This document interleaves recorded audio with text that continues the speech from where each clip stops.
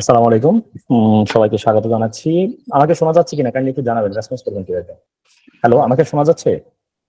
হ্যাঁ, হ্যাঁ স্যার শোনা যাচ্ছে। জি। আর আপনার স্টুডেন্টরা হচ্ছে গিয়ে চ্যাটে মধ্যে জানাতে পারেন। চ্যাটে চ্যাটে তো আমি কানেক্টেড না, তাহলে ওটা জানাবো কিভাবে আমি? স্যার আপনার কাছে কি আরেকটা ডিভাইস আছে?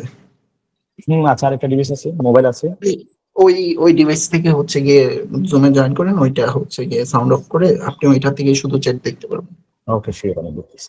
আচ্ছা, আমার পরিচয় অলরেডি আপনারা স্ক্রিনে দেখতে পাচ্ছেন। আমি আসগর হোসেন রুবেল, 36 নং শিক্ষাকেন্দ্রে আছি প্রভাষক হিসেবে, নোয়াখালী সরকারি কলেজ, নোয়াখালীতে। আর আমাদের আজকে আমরা যে বিষয়ে একত্রিত হয়েছি, আপনারা সবাই জানেন যে আপনারা এখানে সবাই 49 বিসিএস এর স্পেশাল বিসিএস এর পরীক্ষার্থী।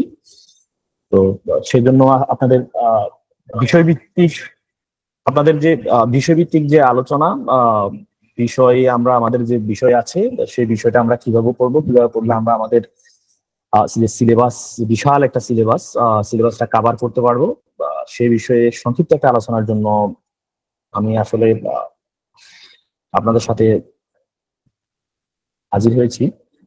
তো আমরা ইতিমধ্যেই দেখেছি যে আমাদের সিলেবাসে কি কি আছে, যেহেতু আপনারা ইসলামী ইতিহাসে অনার্স সবাই মোটামুটি এখানে সবাই আছেন, অনার্স এবং মাস্টার্স কমপ্লিট করেছেন আশা করছি।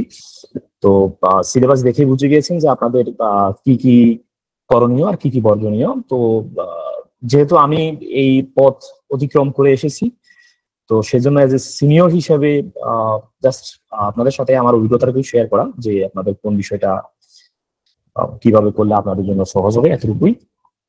তাহলে আমরা যেটা সিলেবাস আমরা দুইটা পার্ট দেখেছি, যে একটা হচ্ছে পার্ট 1, আর একটা হচ্ছে পার্ট 2। আচ্ছা, আমরা প্রথম পার্ট 1টা একটু দেখি। পার্ট 1-এ আমরা কি দেখেছি। পার্ট 1-এ আপনারা ইতিমধ্যে জানেন যে আপনাদের টোটাল বিষয়ভিত্তিক 100 মার্ক, আর অন্যান্য বাংলা, ইংরেজি, অন্যান্য সাবজেক্টে 100 মার্ক, সেটাও ইতিমধ্যে আপনারা জানেন। তো আমাদের যে পার্ট 1, যে 100 মার্ক, পার্ট 1-এর ভিতরে আমরা যারা উচ্চ মাধ্যমিক ইসলামের ইতিহাসে সংস্কৃতি পড়ে এসেছি, তারা জানি যে আমাদের পার্ট 1 প্রথম পত্রে আমাদের কি আছে, এবং আমাদের যে দ্বিতীয় পত্রে কি আছে। আমরা যদি উচ্চ মাধ্যমিকের আমরা অনার্স লেভেলের বইটা বাদ দিয়ে, অনার্স লেভেলের পড়াশোনা বাদ দিয়ে আমরা যদি উচ্চ মাধ্যমিকে চলে আসি একদম সরাসরি, আমরা দেখবো যে আমাদের উচ্চ মাধ্যমিক প্রথম পত্রে যা যা আছে একদম আমাদের তেমনই আপনাদের যে সিলেবাসে একদম একই জিনিস, এখানে কোনো পরিবর্তন নেই।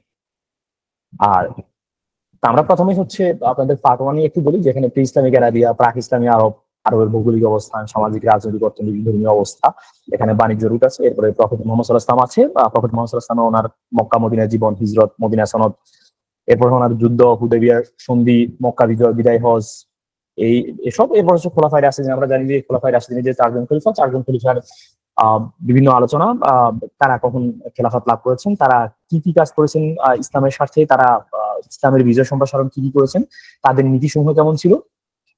এরপর আমরা উমাইয়া শাসন আমল দেখেছি। উমাইয়া শাসন আমলে হযরত মুয়াবিয়ার পরে ইয়াজিদ, ওনার ছেলে। তারপর আমরা ধারাবাহিক ভাবে আমরা আব্দুল মালিক আল ওয়ালিদ, ওয়ালিদের পর আমরা হাজ্জাজ বিন ইউসুফ, যিনি আমাদের কাছে অতি পরিচিত, যদিও তিনি সরাসরি উমাইয়া শাসন আমলের কোন শাসক নন। তিনি এই আমাদের যে পূর্বাঞ্চল, এই পূর্বাঞ্চলের একজন গভর্নর ছিলেন। আব্দুল মালিকের আল ওয়ালিদের শাসন আমলের একজন গভর্নর ছিলেন। তো হাজাজ বিন ইউসুফ আমাদের কাছে খুবই পরিচিত এবং আলোচিত নাম, যেহেতু তিনি তার নেতৃত্বেই কিংবা তার সময়ে এই অঞ্চলে ইয়া হয়েছে, ভারত উপমহাদেশ কিংবা ভারত বিজয় হয়েছে, মুসলমানরা বিজয় করেছে। এরপরে আমরা দেখবো উমাইয়া আব্বাসী দ্বন্দ্ব। এরপর আমরা আব্বাসী শাসনামল যদি দেখি, আমরা আব্বাসী শাসন আমরা দেখবো যে আবু জাফর আল মনসুর, আবুল আব্বাস আস-সাফা। তারপর আমরা দেখবো খলিফা হারুন রশিদ, আল মামুন। বিশেষ করে আব্বাসী শাসনামল আমাদের কাছে বিখ্যাত হচ্ছে তাদের শিল্প এবং সংস্কৃতিতে তাদের যে বিখ্যাত অবদান, তারা যে অবদান রেখেছেন ইসলামী সাহিত্যে, ইসলামে মূলত আব্বাসী শাসন সেটার জন্য বিখ্যাত। এরপর আমাদের রিলিজিয়াস বিলিফস গুলো আছে, যা আমরা ইসলামের যে 5 স্তম্ভ, নামাজ, রোজা, হজ, যাকাত, এরপর কোরআন, হাদিস, আমাদের যে মাযহাব গুলো আছে, এই মাযহাব গুলা খারিজি, মুতাজিলা, আশারিয়া, নকশবন্দিয়া, এসব গুলো আছে। আর এর পরবর্তীতে আমরা যদি আপনাদের সেকেন্ড পার্টে যেটা আছে source and pre Muslim India, ইসলামের আগে, ইসলাম আগমনের পূর্বে এই উপমহাদেশে ভারতের অবস্থা কেমন ছিল। এরপরে আমরা যদি দেখি মুসলমানরা যখন আরব বিজয় করেছে বা মুসলমানরা আরব বিজয় করার সময় এখানকার অবস্থা কেমন ছিল, এবং আরব বিজয় কে করেছেন, আরব মুসলমানরা এই ভারত উপমহাদেশ জয় করে এখানে স্থায়িত্ব তারা ছিলেন কিনা, কিংবা সেখানে ইসলামী সাম্রাজ্য যে স্থায়িত্বটা সেটা হয়েছে কিনা, সেই বিষয়টা আমরা দেখবো। মোহাম্মদ বিন কাসিম, যিনি ভারত উপমহাদেশে প্রথম সিন্ধু অভিযান করেছেন, সিন্ধু বিজয় করেছেন। এরপর হচ্ছে আমরা মোহাম্মদ গুরি দেখবো। এরপর হচ্ছে আমরা তরাইনের যুদ্ধ দেখবো। এরপর চলে আসবো আমরা দিল্লি সালতানাতে। মূলত দিল্লি সালতানাত থেকে হচ্ছে ভারত উপমহাদেশে ইসলামী সাম্রাজ্যের আহ যে সূচনা, আমরা যদি ভিত্তিপ্রস্তর স্থাপন বলি, মূলত দিল্লি সালতানাতের সময় থেকেই শুরু হয়েছে। এর আগে হচ্ছে মুসলমানরা এসেছে, জয় করেছে, চলে গেছে। আমরা যে বিডিবিসি যেটাকে বলি, এলাম দেখলাম, জয় করলাম, এরপর হচ্ছে আমরা ধন সম্পদ নিয়ে আমরা গনিমতের মালামাল নিয়ে চলে গেলাম। কিন্তু দিল্লি সালতানাত থেকে মূলত 1206 সাল থেকে মূলত কুতুবউদ্দিন আইবেকের মাধ্যমে হচ্ছে আমরা এই উপমহাদেশে আমরা মূলত এখানে ইসলামের প্রচার প্রসার এবং ইসলামী শাসন প্রতিষ্ঠা হয়েছে। এরপর আমরা আলাউদ্দিন খলজি আছে, মোহাম্মদ বিন তুগলক আছে, ফিরোজ শাহ তুগলক, এরপর হচ্ছে সাইদ বংশ, লোদী বংশ, এই শাসনামলে শিল্প সাহিত্য সংস্কৃতি আছে। আর মুঘল এম্পায়ারের ভিতরে আমরা যদি দেখি, মুঘল এম্পায়ার 1526 সালে প্রতিষ্ঠা হয়ে 1857 সাল পর্যন্ত এটার যে বিস্তার ছিল, সেই বিস্তারের সময়ে সেখানে বাবরের মাধ্যমেই হচ্ছে মুঘল সাম্রাজ্য প্রতিষ্ঠা হয়েছে। এরপর হচ্ছে হুমায়ুন, আকবর, জাহাঙ্গীর, শাহজাহান এবং সর্বশেষ আমরা যদি বলি আওরঙ্গজেব। যদি আওরঙ্গজেবের পরে আরো অনেক হয়েছে, মূলত আওরঙ্গজেব পর্যন্ত আমরা হচ্ছে মুঘল সাম্রাজ্যের শাসনামলটা দেখি এবং পড়ি। আওরঙ্গজেবের পরে হচ্ছে এই মুঘল সাম্রাজ্যের যে পতন কাল শুরু হয়েছে।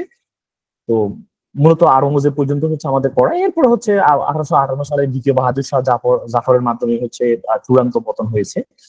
আর এরপরে হচ্ছে আমরা যেটা দেখবো, এর মাঝে আবার হচ্ছে এখানে আমি একটু মিউট করছি আজানটা শেষ হওয়ার জন্য। আজানটা শব্দ সবারই ঝামেলা হবে, একটু প্লিজ আজানের জন্য একটু। আপনারা কি শুনতে পাচ্ছেন না? আমি কন্টিনিউ করবো। আজান তো আচ্ছা। তা আমরা এরপরে আমরা শুরু করছি। আমাকে শোনা যাচ্ছে? একটু মেসেজে লিখলে হবে। শোনা যাচ্ছে আমাকে শোনা যাচ্ছে? একটু আপনারা একটু কাইন্ডলি মেসেজে লিখবেন শোনা যাচ্ছে কিনা। আচ্ছা, আমরা এরপরে শুরু করছি। এরপরে আমরা যা যা পড়বো, যা যা পড়া যেতে পারে আর কি আপনাদের জন্য, সেটা হচ্ছে আমরা যদি যেহেতু আমরা সবাই অনার্স মাস্টার্স কমপ্লিট করেছি, আমরা জানি যে আমরা কি পড়ে এসেছি, আমাদের কি পড়া উচিত। সেই হচ্ছে আমরা সবাই জানি যে আরব জাতির ইতিহাস, যে বলা যাচ্ছে যে ইসলামী ইতিহাস, ইসলামী সংস্কৃতির বাইবেল যেটাকে বলা আর কি, আরব জাতির ইতিহাস, পিকে হিস্ট্রি। আমরা পিকে হিস্ট্রির আরব জাতির ইতিহাস বইটা পড়তে পারি। এরপর হচ্ছে আমরা সৈয়দ আমির আলীর একটা বই আছে, a short history of the Saracens, এটা পড়তে পারেন।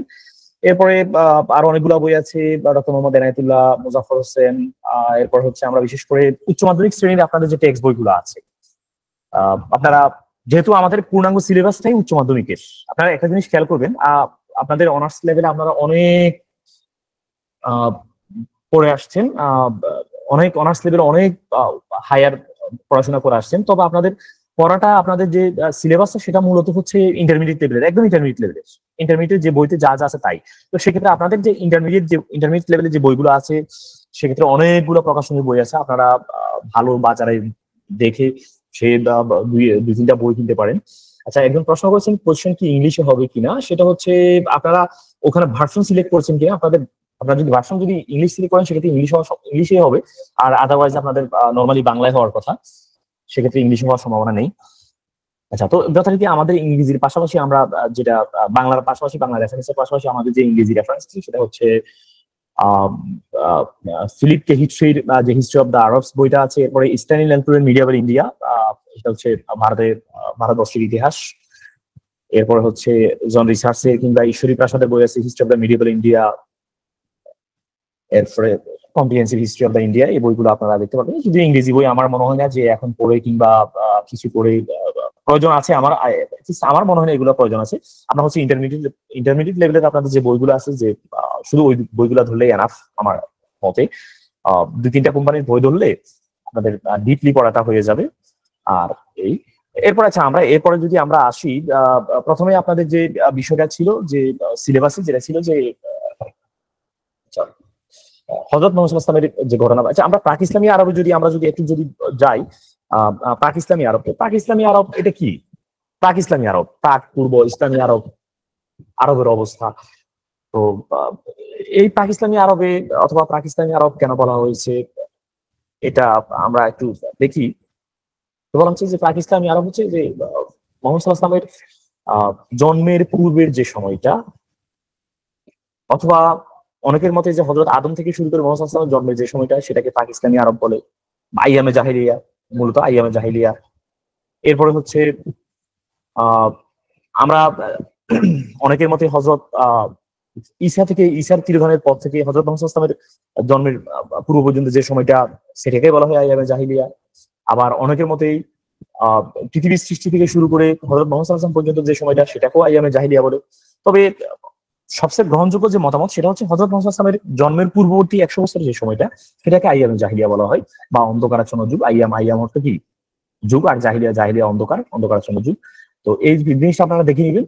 আর এরপরে হচ্ছে আচ্ছা আমরা এরপরে যদি আরবের ভৌগোলিক অবস্থান যদি আমরা দেখি যে আরবকে জাজিরাতুল আরব বা আরব উপদ্বীপ কেন বলা হয়, তো আরব আমরা যদি আজকের যে আরব, আজকের আরব তো শুধু সৌদি আরব নিয়ে না, আজকের আরবটা হচ্ছে আপনার আজকের যে ইয়েমেন, আজকের সৌদি আরব, আজকের ওমান, আহ ইউএই, ইউনাইটেড আরব আমিরাটস, এরপর হচ্ছে সিরিয়া, এই সমগ্র অঞ্চল নিয়ে হচ্ছে আজকের তৎকালীন যে আরবটা ছিল। তো আমরা যদি দেখি আহ এই আরবের এটাকে কি বলা হয়? আরব উপদ্বীপ। তো আমরা জানি যে উপদ্বীপটা কি? দ্বীপের সদৃশ, দ্বীপের সমান। তো এই আরবের উপদ্বীপে আরবের তিন দিকেই হচ্ছে আমরা দেখি যে জলপথ বা জল, সমুদ্র কিংবা নদী, আর একদিকে হচ্ছে স্থল যেটা হচ্ছে উত্তর পাশে সিরিয়া। আর তিন দিকে হচ্ছে আমরা দেখি একদিকে হচ্ছে আহ পারস্য উপসাগর, একদিকে হচ্ছে লোহিত সাগর, একদিকে হচ্ছে আরব সাগর। তো যার কারণে এটাকে উপদ্বীপ, আরব উপদ্বীপ বা আরব জাজিরাতুল আরব বলা হয়। আর এর ভৌগোলিক অবস্থা যদি ধরি, আমরা হচ্ছে বর্তমান যে সৌদি আরব আমরা যদি দেখি, এটা প্রায় 10,26,000 বর্গ মাইলের মতো। আমরা এটা একটু দেখে নিব। আর এরপরে হচ্ছে ওই সময়কালীন লোকজন কেমন ছিল, আহ, কিংবা সেটা কেমন ছিল, সেখানে বলা হচ্ছে যে আরব, তৎকালীন আরব তিনটা বিভক্ত ছিল: আর নফুদ, আর দাহান, আল হাররা। আহ উত্তর আরব, মধ্য আরব এবং দক্ষিণ আরব। এবং সেখানে স্থায়ী বলা হচ্ছে যে আরবের লোকজন ইহুদি বা বেদুইন, যাযাবর ছিল। তো যাযাবর কেন ছিল? মূলত আরব এটা শুষ্ক অঞ্চল হওয়ার কারণে এখানে লোকজন স্থায়ীভাবে কোথাও বসবাস করতো না। তবে কিছু শহরে আশপাশে কিছু মানুষ ছিল যারা শহরে স্থায়ীভাবে বসবাস করতো, আর মূলত তারা বেশিরভাগই হচ্ছে তারা বেদুইন বা যাযাবর ছিল। তারা আজকে যদি নজরে থাকে, কালকে তারা ইয়েমেনে চলে যাবে, পরে তারা হচ্ছে মূলত তাদের ওখানে ফসল ফলাদি না হওয়ার কারণে তারা হচ্ছে ওই লুটতরাজ কিংবা খাদ্যের খোঁজে তারা এক স্থান থেকে অন্য স্থানে যেত, এই বিষয়টা। তো এরপরে হচ্ছে আপনাদের পাকিস্তানি আরবের সামাজিক, রাজনৈতিক, ধর্মীয় অবস্থা কেমন ছিল আমরা যদি সেটা যদি দেখি। সামাজিক অবস্থা কেমন ছিল? সামাজিক অবস্থা আপনারা জানেন যে পড়ে আসছেন, খুবই কলুষিত ছিল, যেখানে নারীর কোনো মর্যাদা ছিল না, কন্যা সন্তানকে জীবিত কবর দেওয়া হতো।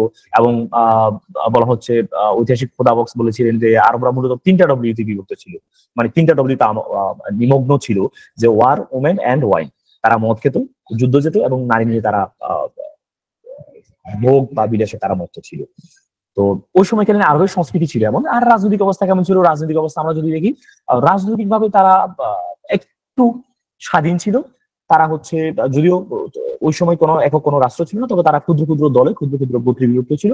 আর গোত্রের প্রধানকে শেখ বলা হতো, আর গোত্রকে আরবিতে কাবিলা বলা হতো। এটা আপনারা পড়ে আসছেন, এগুলো জানেন, একদম খুবই বেসিক জিনিস।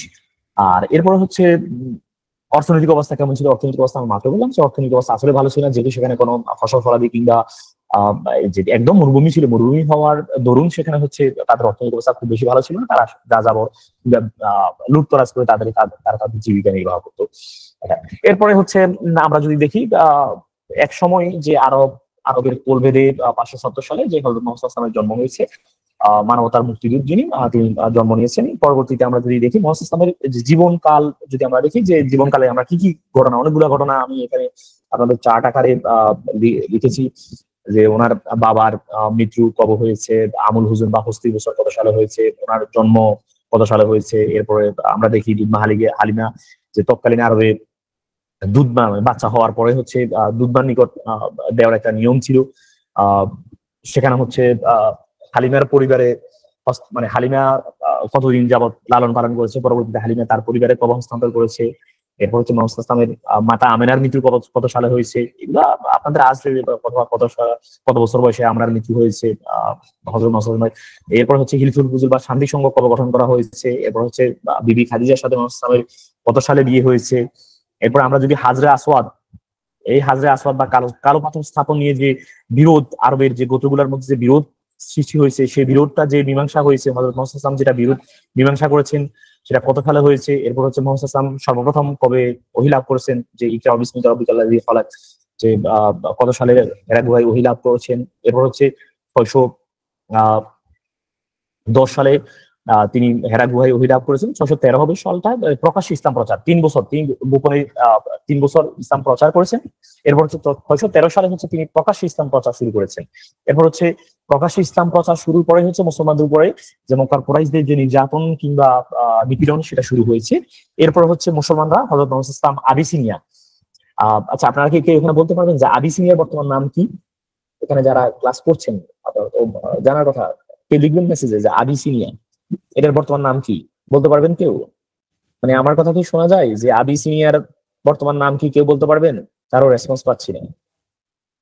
ইরিত্রিয়া নয়, ইথিওপিয়া। শব্দটা হচ্ছে ইথিওপিয়া। ইথিওপিয়া নট ইরিত্রিয়া, এটা হচ্ছে ইথিওপিয়া। এটা চেষ্টা করেছেন শেখ সাদি, ধন্যবাদ। তবে এটা ইথিওপিয়া হবে। এরপর হচ্ছে আচ্ছা, তো মুসলমানরা প্রথমে হচ্ছে আবিসিনিয়ায় যে রাজা ছিলেন, রাজা নাজাশী, তিনি জানতেন যে শেষ নবী মোহাম্মদ, ওনার যে কাজকর্ম সবকিছু মোহাম্মদের ছায়া দেখা যাচ্ছে। তো সেই সঙ্গত কারণে তিনি হচ্ছে মুসলমানদেরকে আবিসিনিয়ায় আমন্ত্রণ জানিয়েছেন। মুসলমানরা আবিসিনিয়ায় বা ইথিওপিয়াতে হিজরত করেছেন এবং সেখানে যাওয়ার পর সঙ্গত কারণে, যেহেতু রাজা নাজাশী যেহেতু ওখানকার রাজা ছিলেন, সঙ্গত কারণে তিনি হচ্ছে ইসলাম প্রচার করতে পারেন নাই। বাট মুসলমানদেরকে তিনি অত্যন্ত সাদরে গ্রহণ করেছেন এবং মুসলমানরা সেখানে বিদায় নির্বিঘ্নে তারা তাদের ধর্মকর্ম পালন করেছে। মুসলমানরা সর্বপ্রথম, এরপর আপনাদের যদি প্রশ্ন আসে যে মুসলমানরা সর্বপ্রথম কোথায় হিজরত করেন, দেখবেন কেউ মানে মদিনা দেখেই কিন্তু মদিনা দিয়ে দিবেন না, কারণ মুসলমানরা সর্বপ্রথম আবিসিনিয়াতে হিজরত করেছে। ঠিক আছে, এটা আপনারা মনে রাখবেন। 615 সালে এবং হযরত ওসমানের নেতৃত্বে হযরত ওসমান গিয়েছেন, কারণ মক্কা থেকে যখন মুসলমানদের উপর যখন নির্যাতন নিপীড়ন যখন চরম আকার হয়েছে, তখন হযরত মুহাম্মদ সাল্লাল্লাহু আলাইহি ওয়াসাল্লাম তাদেরকে একটা রিল্যাক্স দেওয়ার জন্য মূলত আবিসিনিয়ায় প্রেরণ করেছে এবং সেখানকার সার্বিক পরিস্থিতি দেখার জন্য পাঠিয়েছেন। এরপরে আমরা দেখব 619 সালে হচ্ছে হযরত মুহাম্মদ সাল্লাল্লাহু আলাইহি ওয়াসাল্লামের যে অতি আপনজন যারা বিবি খাদিজা এবং হচ্ছে হযরত চাচা আবু তালিব, তারা দুজন মারা গিয়েছেন। এরপর হচ্ছে আমরা দেখবো যে আকাবার সফর, আমরা দেখবো যে আকাবার সফরটা হয়েছে 620 সালে। এরপর হচ্ছে আমরা দেখবো যে মদিনার সনদ 622, খুবই গুরুত্বপূর্ণ, এবং মদিনা হিজরত একই সাথে, মদিনা হিজরত এবং মদিনার সনদ। মুহাম্মদ সাল্লাল্লাহু আলাইহি ওয়াসাল্লাম 622 সালে মক্কা থেকে মদিনা হিজরত করার পরপরেই মদিনায় একটা সনদ প্রণয়ন করেছেন, বা যেটাকে মদিনার সন্ধি বলা হয়। সেখানে মদিনার অপরাপর যেসব গোষ্ঠীগুলা ছিল, ওখানকার যে গোত্রগুলা ছিল, তাদের সাথে আউস, খাজরাজ এবং হচ্ছে ইহুদি, বনু কাইনুকা, বনু কুরাইজা গোত্রের সাথে তিনি সন্ধি চুক্তি করেছেন এবং এই সন্ধি চুক্তি বলে তিনি মদিনা রাষ্ট্রের প্রধান হয়েছেন। যে মোহাম্মদ এতদিন মক্কায় থেকে তাকে কেউ মানেনি কিংবা তার নেতৃত্ব মানেনি কিংবা তাকে নেতা হিসেবে মানেনি, আমরা দেখি মুহাম্মদ সাল্লাল্লাহু আলাইহি ওয়াসাল্লাম মক্কা থেকে মদিনায় হিজরত করার ফলে মুহাম্মদ সাল্লাল্লাহু আলাইহি ওয়াসাল্লামের নেতৃত্ব সেখানে প্রকাশিত হয়েছে এবং তারা মুহাম্মদ সাল্লাল্লাহু আলাইহি ওয়াসাল্লামকে তাদের নেতা হিসেবে মেনে নিয়েছে। এবং মদিনা সনদের যে কয়টা ধারা ছিল, যে আপনারা এটা একটু পড়ে নেবেন, যে ইবনে হিশামের মতে মদিনা সনদের প্রধান যে ধারা, বলতে পারবেন কি মদিনা সনদের কতটা ধারা ছিল? এখানে মদিনা সনদের কতটা ধারা ছিল, এটা কিন্তু আপনারা ইসলামের ইতিহাসের স্টুডেন্ট হিসেবে খুব গুরুত্বপূর্ণ, যে মদিনা সনদের কতটা ধারা ছিল। গুড, হ্যাঁ, খালেদ ইমরান যে 47 ধারা, এটা হচ্ছে ইবনে হিশামের মতে। ঠিক আছে, এটা মনে রাখবেন যে এটা খুবই গুরুত্বপূর্ণ, যে মদিনা সনদের 47টি ধারা ছিল। এরপরে হচ্ছে আচ্ছা 47টি, হ্যাঁ হয়েছে, ধন্যবাদ। আপনারা জানেন, যাক ভালো জানেন, আমার চেয়ে ভালো জানেন, আলহামদুলিল্লাহ। আশা করছি আপনারা সফল হবেন, আল্লাহ আপনাদেরকে সফল করবে। এরপরে আমরা যেটা দেখবো সেটা হচ্ছে মুহাম্মদ সাল্লাল্লাহু আলাইহি ওয়াসাল্লাম মক্কা থেকে মদিনায় যাওয়ার পরে হচ্ছে 623 সালে আপনারা স্ক্রিনে দেখতে পাচ্ছেন 623 সালে কেবলা পরিবর্তন হয়েছে। আমরা আগে জানতাম যে আমাদের কেবলা ছিল প্রথম কেবলা কোথায় ছিল, এটাও নিশ্চয়ই আপনারা জানেন। মুসলমানদের প্রথম কেবলা কোন দিকে ছিল নিশ্চয়ই এটা আপনারা জানেন, বাইতুল মুকাদ্দাস, ঠিক আছে। জেরুজালেম, জেরুজালেম তো না ভাই, জেরুজালেম তো হচ্ছে একটা শহর, একটা এলাকা। আমি যদি একদম নির্দিষ্ট একটা মসজিদকে কেন্দ্র করে আমরা যদি মক্কা, মক্কা আমাদের মানে পবিত্র শহর, মানে পবিত্র উপাসনালয় যে কাবা ঘর, আমরা যদি বলি যে আমাদের কেবলা কোন দিকে, আমরা বলবো যে কাবা ঘর, কাবা ঘর কোন দিকে, কাবা ঘর পশ্চিম দিকে, সেটা মক্কায়, ঠিক আছে। আমি জেরুজালেম বললে হবে না, এটা বাইতুল মুকাদ্দাস হবে, ঠিক আছে। মুসলমানদের প্রথম কেবলা বাইতুল মুকাদ্দাস। পরবর্তীতে 623 সালে মুহাম্মদ ইসলামের যে অনুভূতি, হৃদয়ের অনুভূতি ছিল এবং মহান আল্লাহর নির্দেশেই বাইতুল মুকাদ্দাস থেকে কাবাঘর বা কাবাঘরের দিকে কেবলা পরিবর্তন হয়েছে। এরপর আমরা দেখবো 624 সালে মুসলমানরা যখন তাদের মক্কায় যখন মক্কা থেকে তারা যখন মদিনায় গিয়েছেন, সেখানে যখন মুসলমানরা যখন তাদের ইসলাম প্রচার এবং প্রসার করছেন, সেখানে যখন মুসলমানদের যখন অবস্থা ভালো, তখন আমরা দেখতে পাচ্ছি যে মদিনা মক্কার যে কুরাইশরা তারা হচ্ছে মুসলমানদের বিরুদ্ধে আবার উঠে পড়ে লেগেছে হচ্ছে মুসলমানদেরকে নিপীড়ন কিংবা ধ্বংস করার জন্য, মুসলমানদের যে অবস্থা সেটাকে ধ্বংস করার জন্য। তো ওই সময় আমরা দেখি 624 সালে যে একটা যুদ্ধ হয়েছে, বদর যুদ্ধ। তো বদর যুদ্ধে আপনারা জানেন, আচ্ছা বদর যুদ্ধে মুসলমানদের সৈন্য সংখ্যা কত ছিল আর ইহুদিদের কত ছিল সেটা বলতে পারবেন? এবং একই সাথে যে মুসলিম পক্ষের কতজন শহীদ হয়েছে এবং ইহুদি পক্ষের কতজন শহীদ হয়েছে বলতে পারবেন? হ্যাঁ, খালেদ ইমরান, আনিকা তাবাসসুম, হ্যাঁ হয়েছে 313 জন। আর খালেদ ইমরান হয়েছে, ইহুদি পক্ষের 1000 ছিল। আর হচ্ছে মুসলিমদের 13 জন শহীদ হয়েছেন এবং কুরাইশ পক্ষের 70 জন, 70 জন নিহত হয়েছে। এটা হচ্ছে বদর যুদ্ধ। এরপর যদি আমরা দেখি, যদি বদর যুদ্ধ কেন হয়েছে, মূলত হচ্ছে মুসলমানদের যে অবস্থা, মুসলমানরা তাদের ইসলাম প্রসার হচ্ছেন এবং হচ্ছে মক্কার ইহুদিরা হচ্ছে এই মদিনার পথ ধরে হচ্ছে মক্কা থেকে তারা সিরিয়ায় বাণিজ্য করতে যায়। তো এটা মূলত ওই কারণেই তাদের যে বাণিজ্য পথ রুদ্ধ হওয়ার কারণে এবং হচ্ছে মোহাম্মদ নেতা হিসেবে স্বীকৃতি হয়েছে। এ মূলত মোহাম্মদের কিংবা ইসলামের অগ্রগামীকে তারা মেনে নিতে পারে না, যার হচ্ছে তারা মুসলমানদেরকে ধ্বংস করার জন্য, শুরুতেই মুসলমানদেরকে ধ্বংস করার জন্য তারা এই যুদ্ধটা করেছে। পরবর্তীতে 624 সালে তারা যখন পরাজিত হওয়ার পরে আমরা দেখেছি তারা আরেকটা যুদ্ধের জন্য তারা প্রস্তুতি নিয়েছে এবং সেটা 625 সালে উহুদের যুদ্ধ।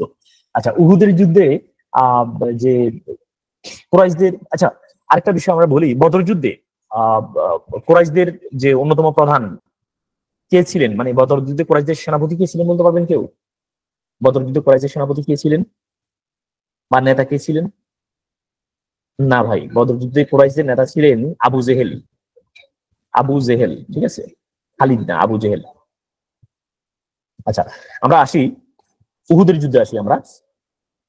আমরা উহুদের যুদ্ধে আসি। তো পরবর্তীতে বদর যুদ্ধে যখন কুরাইশরা যখন পরাজিত হওয়ার পরে তারা হচ্ছে তাদের যে আত্মগ্লানি, তারা সেটা মেনে নিতে পারেনি। তারা হচ্ছে মুসলমানদেরকে আবার ধ্বংস করার জন্য তারা উঠে পড়ে লেগেছে। পরবর্তীতে 625 সালে আবার তারা মদিনা আক্রমণের জন্য সংঘবদ্ধ হয়েছে এবং হচ্ছে তখন আবু সুফিয়ান সিরিয়ায় বাণিজ্য করার জন্য এসেছে। সিরিয়া বাণিজ্য ফেরার পথে আবু সুফিয়ান মক্কায় খবর দিয়েছে যে তাদের যে কাফেলা হচ্ছে মুসলমানরা আক্রমণ করেছে। তার ভিতরে হচ্ছে নাখলার খন্ড যুদ্ধ হয়েছে, আপনারা দেখেছেন, পড়েছেন সেখানে নাখলার খন্ড যুদ্ধে। যাই হোক, একটা ভুল বুঝাবুঝির কারণে কুরাইশরা সেখানে 2-3 জন তাদের মারা গিয়েছেন। তো আব্দুল্লাহ ইবনে জাহাসের নেতৃত্বে মুসলিমদের যে সেনাপতি ছিলেন আব্দুল্লাহ ইবনে জাহাস, তার নেতৃত্বে হচ্ছে কুরাইশদের সাথে একটা খন্ড যুদ্ধ হয়েছে, নাখলার যুদ্ধ। তো এই কারণেই হচ্ছে খন্দকের যুদ্ধ আরো উহুদের যুদ্ধ আরো দ্রুত ঘটনা ঘটে গিয়েছে। তো এরপরে ঘটনা যেটা ঘটেছে সেটা হচ্ছে ওই যে বদর যুদ্ধে যে কুরাইশরা যে পরাজিত হওয়ার পরে হচ্ছে আমরা আগে বলেছিলাম যে তারা মদ, নারী এবং জুয়া এসবই তারা মগ্ন থাকতো। তো এরা যখন বদর যুদ্ধে যখন তারা পরাজিত হয়েছে, তখন এই মক্কার যে নারীরা ছিল তারা বলছে যে তোমরা যতদিন না মুসলমানদেরকে ধ্বংস করতে পারবা, তোমরা যতদিন না মুসলমানদের উপরে জয় হতে পারবা, ততদিন পর্যন্ত আমরা তোমাদের সঙ্গ দিব না কিংবা আমরা তোমাদের সাথে থাকবো না। এবং তারা বিভিন্নভাবে, মক্কার যে কবিরা ছিল তারা বিভিন্নভাবে এই মক্কার যে বীর যারা ছিল, কুরাইশ যারা ছিল তাদেরকে উত্তপ্ত করতে লাগলো যে মুসলমানদেরকে ধ্বংস করতে হবে, মুসলমানরা আমাদের উপরে বিজয় জয় হয়েছে। তো সামগ্রিক কারণ হচ্ছে তারা আবার মুসলমানদের বিরুদ্ধে যুদ্ধ করেছে, এবং সেই যুদ্ধে আমরা দেখি মোহাম্মদ সাল্লাল্লাহু আলাইহি ওয়াসাল্লাম একটা নির্দেশ দিয়েছিলেন। আহ, সেই পাহাড়ে আমরা দেখেছিলাম মোহাম্মদ সাল্লাল্লাহু আলাইহি ওয়াসাল্লাম 50 জন তীরন্দাজ নিয়ে করেছিলেন, বলছেন যুদ্ধে আমরা জয়ী হই কিংবা পরাজিত হই, আমরা যেন ওখান থেকে না সরি। তো সঙ্গত কারণ যে কোনো কারণেই হোক, ওই সময় যে তীরন্দাজরা যারা ছিল তারা হচ্ছে মোহাম্মদ সাল্লাল্লাহু আলাইহি ওয়াসাল্লামের নির্দেশ অমান্য করেছে। নির্দেশ প্রথম দিকে মুসলমানরা জয়লাভ করেছে, যুদ্ধে জয়লাভ করার পরে মুসলমানরা ওই সময় তীরন্দাজ যারা ছিল তারা মোহাম্মদ সাল্লাল্লাহু আলাইহি ওয়াসাল্লামের নির্দেশ অমান্য করার কারণেই পরবর্তীতে মুসলমানরা ওই যুদ্ধে পরাজয় বরণ করেছে। এবং সেখানে সবচেয়ে হৃদয় বিদারক ঘটনা যেটা করছে, সেখানে হযরত মুহাম্মদ সাল্লাল্লাহু আলাইহি ওয়াসাল্লামের যে চাচা, বলতে পারবেন কেউ হযরতের চাচা কে ছিলেন যিনি শাহাদাত বরণ করেছেন? হযরত হামজা। Good, correct. হযরত হামজা শাহাদাত বরণ করেছেন, এবং হযরত হামজার যে আমরা যে কলিজা বা হৃৎপিণ্ড যেটাকে বলে, সেটা হচ্ছে আবু সুফিয়ানের স্ত্রী হিন্দা, সেটা একদম একটা মানুষের বক্ষ বিদীর্ণ করে সেটা ছিঁড়ে ছিন্ন বিচ্ছিন্ন করে মানে খেয়ে ফেলেছে। খুবই হৃদয় বিদারক ঘটনা। তো ওই যুদ্ধে হচ্ছে কুরাইশদের 13 জন, আর বলা হচ্ছে মুসলমানদের 17 জন। অল্টারনেট আর কি, বদর যুদ্ধে যা হয়েছে উভয় যুদ্ধে অল্টারনেট হয়েছে।